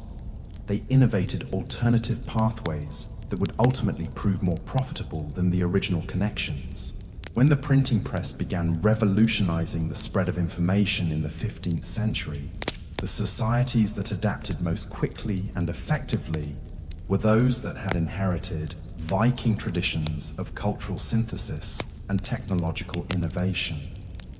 The same openness to foreign ideas that had allowed Scandinavian traders to learn Arabic numerals, Byzantine commercial law, and Islamic navigation techniques now enabled European scholars to integrate classical knowledge, Arabic science, and empirical observation into new intellectual frameworks that would transform human understanding of the natural world. The university systems that spread throughout Europe during the High Middle Ages reflected organizational principles that had been developing since the first Viking expeditions learned to coordinate complex activities across vast distances. The academic networks that connected scholars from Oxford to Prague, from Paris to Krakow, operated according to communication protocols that echoed the information systems that had enabled Viking traders to maintain commercial relationships from Dublin to Constantinople. But the most remarkable continuity was psychological rather than institutional. The intellectual courage that drove medieval scholars to question established authorities, to propose new explanations for natural phenomena, to imagine alternative ways of organizing human society. This reflected the same willingness to challenge conventional limitations that had originally motivated Scandinavian farmers to sail beyond familiar horizons in search of opportunities that might or might not exist. The scientific revolution that would transform European understanding of the physical universe during the 16th and 17th centuries had its conceptual roots in this Viking inherited tradition of empirical investigation and practical experimentation. The same methodological approaches that had enabled Scandinavian navigators to develop sophisticated understanding of ocean currents, wind patterns, and celestial movements now guided European natural philosophers as they attempted to decode the mathematical principles that governed planetary motion, chemical reactions, and biological processes. When Galileo pointed his telescope toward the heavens and discovered that the moon had mountains, that Jupiter had satellites, that the Milky Way consisted of countless individual stars, he was employing observational techniques that had been refined through centuries of Scandinavian maritime exploration. The careful documentation of phenomena, the systematic comparison of observations, the willingness to accept evidence that contradicted established beliefs. All of these methodological principles had been developing since Viking explorers first began mapping unknown coastlines and recording the characteristics of unfamiliar territories. The political innovations that would reshape European governance during the early modern period similarly reflected the continuing influence of Scandinavian institutional traditions. The parliamentary systems that began emerging throughout Northern Europe during the 14th and 15th centuries weren't simply responses to immediate political pressures. They were institutional expressions of participatory decision-making traditions that traced back to the Thing assemblies, where Viking communities had debated collective policies. The concept of representative government that would eventually transform political organization throughout the Western world had its practical origins in the governance systems that Viking settlers had developed to manage their overseas colonies. The same principles that had enabled Icelandic farmers to create the Althing, Greenlandic colonists to coordinate their activities without royal supervision, and Rus traders to establish effective administration across the vast river systems of Eastern Europe, now provided conceptual foundations for the political experiments that would define modern democratic institutions. The economic theories that began emerging during the late medieval period reflected an equally profound debt to Viking commercial innovations. The understanding of markets as self-regulating systems, the recognition that competition could produce benefits for entire societies rather than just individual participants, the sophisticated analysis of supply and demand relationships, all of these insights had been developing since Scandinavian merchants first began operating in the complex international networks that connected Northern Europe to Byzantium and the Islamic world. The banking systems that enabled the commercial revolution of the High Middle Ages were direct descendants of the credit networks that Viking traders had established to manage long-distance transactions. The insurance mechanisms that made oceanic commerce economically viable reflected risk assessment techniques that had been refined through centuries of Scandinavian maritime enterprise. The accounting methods that allowed medieval businesses to track complex international operations evolved from the record-keeping systems that Viking expeditions had developed to manage multi-year trading voyages. But perhaps the most significant legacy was cultural rather than institutional or technological.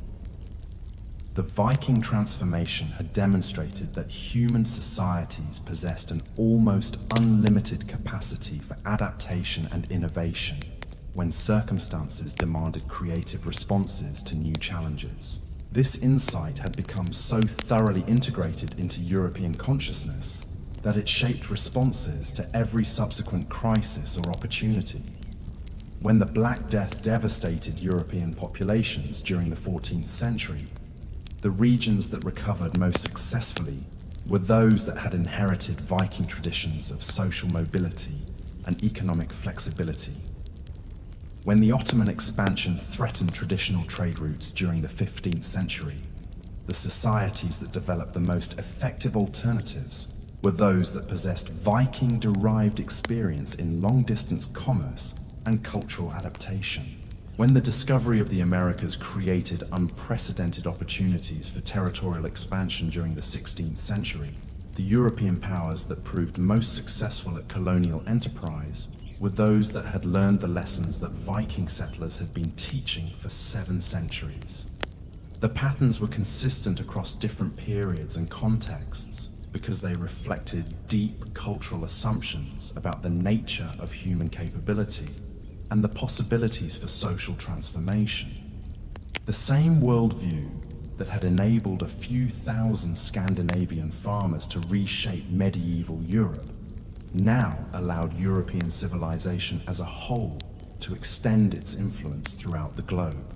As the 16th century dawned and European explorers began establishing permanent settlements in the Americas, they carried with them not just superior military technology and epidemic diseases, but also intellectual frameworks and institutional models that had been developing since the first Viking expeditions had demonstrated that small groups of determined individuals could establish successful communities in previously unknown territories. The Spanish conquistadors who toppled the Aztec and Inca empires weren't just employing military tactics. They were implementing strategies of cultural adaptation and alliance building that echoed techniques that Viking leaders had used to establish their authority over much larger indigenous populations in Ireland, England, and Russia. The Portuguese traders who established commercial networks throughout the Indian Ocean weren't simply following established routes. They were creating new forms of international commerce that reflected organizational principles that Scandinavian merchants had been developing for centuries.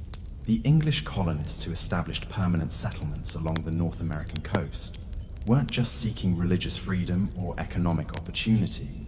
They were participating in a tradition of overseas expansion that had been continuous since the first Viking families had sailed west from Norway to establish new communities in Iceland and Greenland.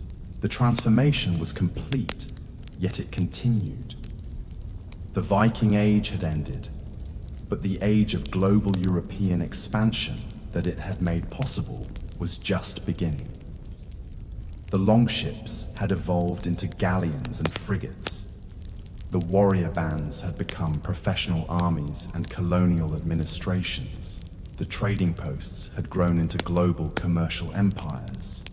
But the essential spirit remained unchanged.